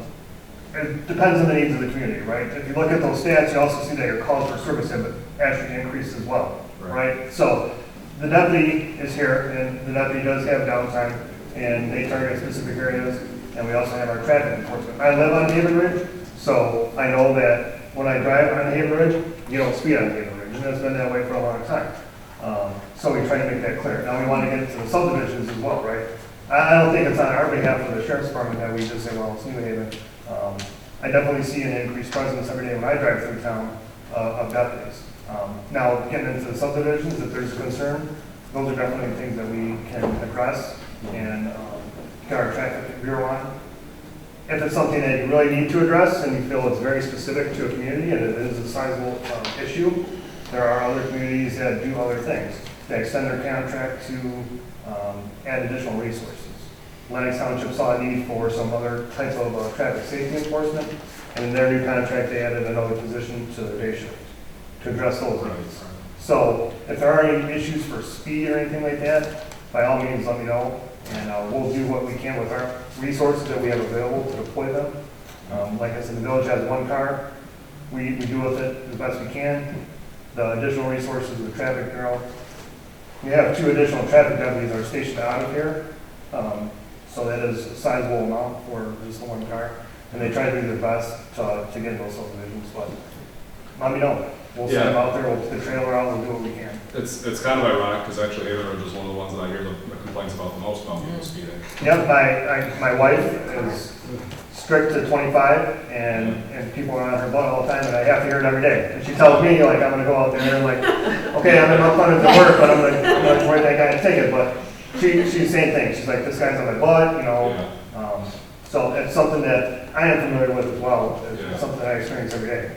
And when I'm on my way home in the police car sometimes, and it's an unmarked car, but people come up on my butt and I have to kind of flick the lights to kind of remember to slow down a little bit. So it is something I am cognizant of, and if there are concerns, let me know, and we will be on it. Yeah, it's just, you know, since this is the contract renewal, it's like, maybe this is the time that we should be thinking like, well, what about adding more resources for traffic enforcement or doing something different? Because, you know, like I said, right now, all we ever hear about from residents is people speeding through the village as a whole. Clark, Haven Ridge, subdivisions.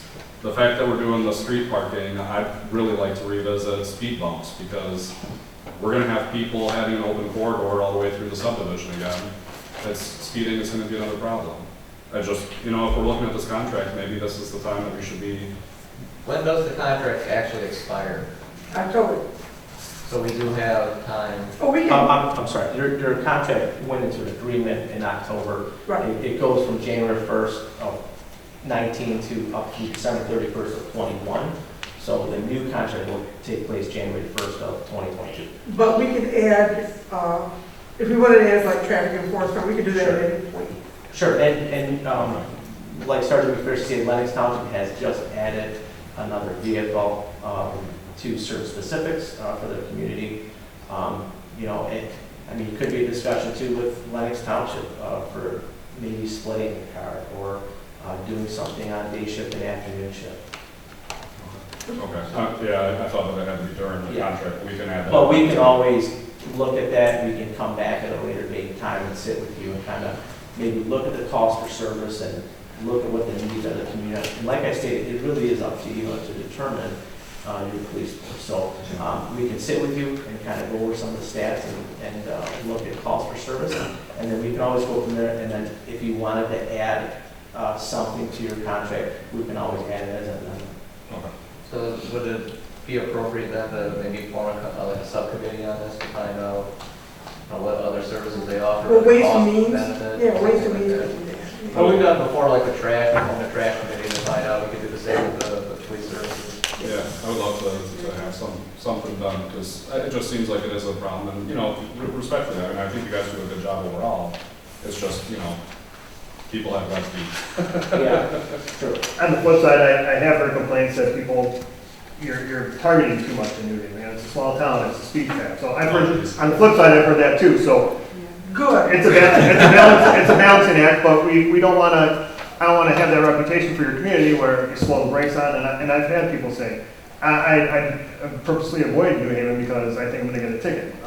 So. Yeah, but you wouldn't get a ticket if you're not doing something wrong. Right, you know, well, their thinking is it goes from 55 to 25 Main Ridge, or it goes from 55 to 45 to 35 on Main and stuff like that. So, but again, it's a small community, it's a two-lane road, so you need to kind of, but that's some people's opinion, so there's back and forth too, but I'm definitely, you guys have my contact information, get with me, and we'll definitely discuss whatever you guys can. Thank you. I have a quick question about special events. Is that a change, is there a change in the Sheriff's Department's policy on providing support to, this is probably more about larger events, I think, a carnival or something like that, but I thought I understood that, like, we normally will get support from the Sheriff's Department when we hold our parades.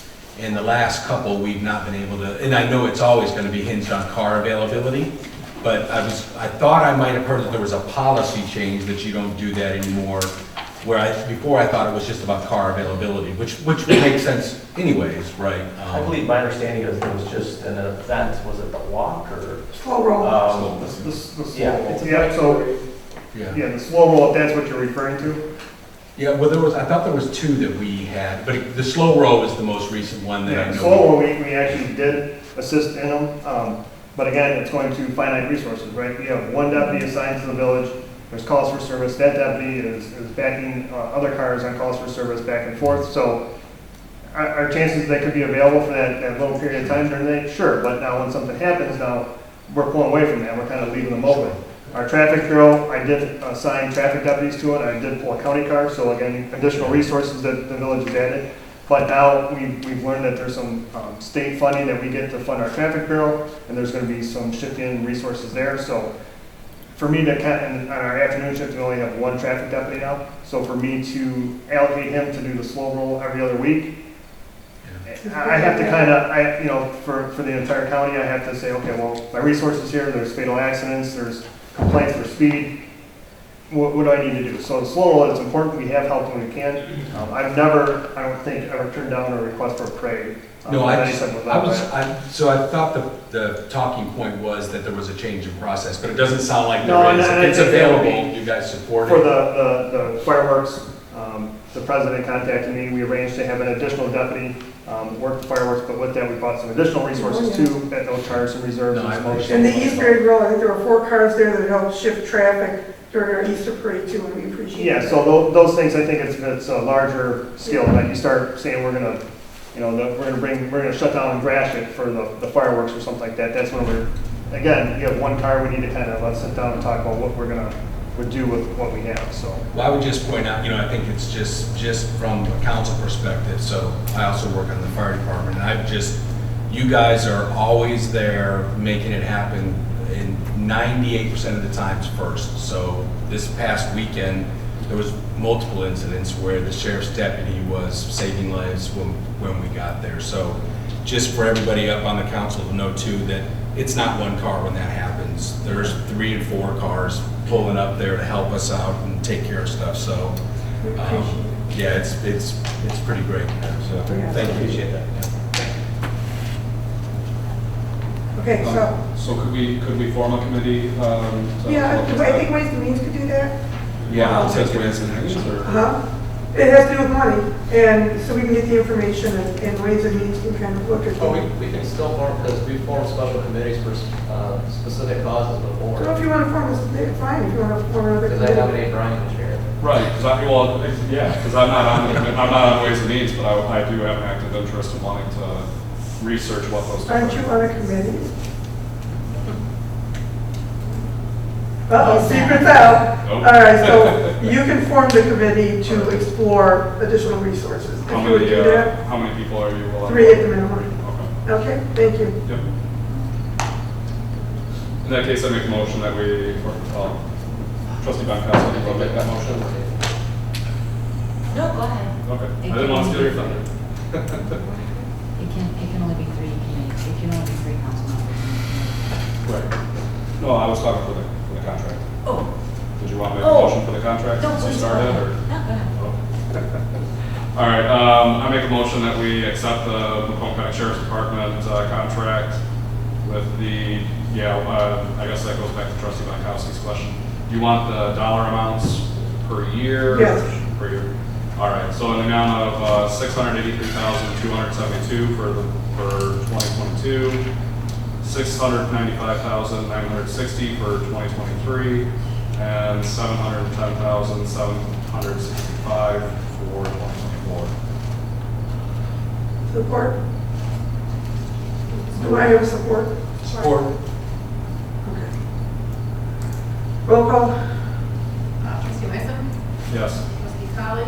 Yes. Trustee Guerrero? Yes. Trustee Bankowski? Yes. Trustee Popoli? Yes. Trustee Bellinger? Yes. And President Price? Yes. Thank you, gentlemen. All right, call from the floor. I just want to say thank you for approving the code enforcement, assistant code enforcement position. Thanks for making action on the DPW building, that's awesome. I'll follow up with that, actually, just an inquiry after it. And then on the Macomb County Sheriff's contract, I didn't know they were going to be here, that's actually pretty cool. Just something moving forward, and I'll follow up afterwards, but and eventually we'll probably channel it through one of you guys or whatever. But it'd be nice to get a little more cooperation with code enforcement. There's a couple matters of noise and things like that.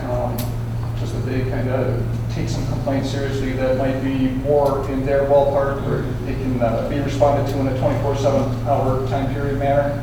Whereas code enforcement, it's not really realistic that I'm going to drop everything at 2 a.m. to go over and stuff like that.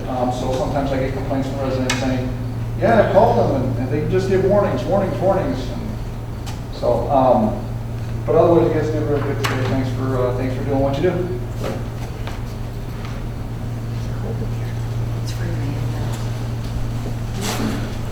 Good evening, President Brian Ward and honorable council members. I'm Jeff Yark. I'm your state representative.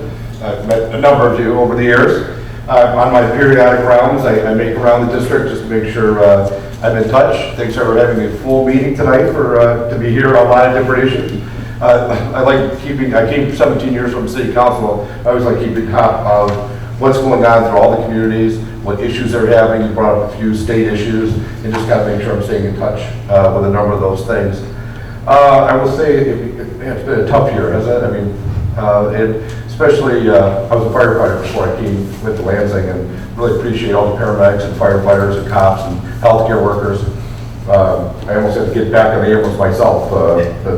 Rich Medics, Jeff White said, I said, if you need medics, I'm here. I'll get back on, but if I have any more off, I'm going to need you to get back on the rig. I said, let me know. I'll back out there.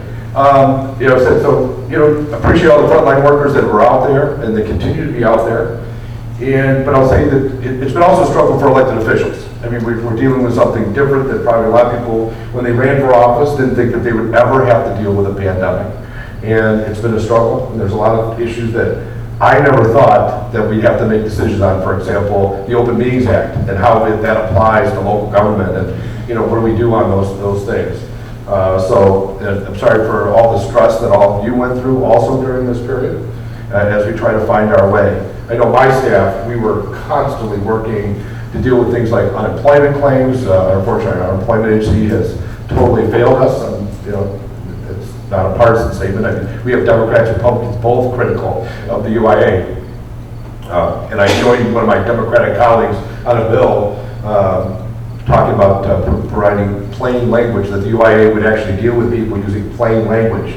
So, as I said, I want to be clear, that's not a partisan remark, just because the executive branch is run by a Democrat. I just want to be clear that there's bipartisan frustration with how unemployment works. But my staff, my staff has been constantly working, and myself, to deal with unemployment claims, to assist people while the Secretary of State was closed. So it's been a challenging year for everyone. So I just want to say appreciate all you're doing.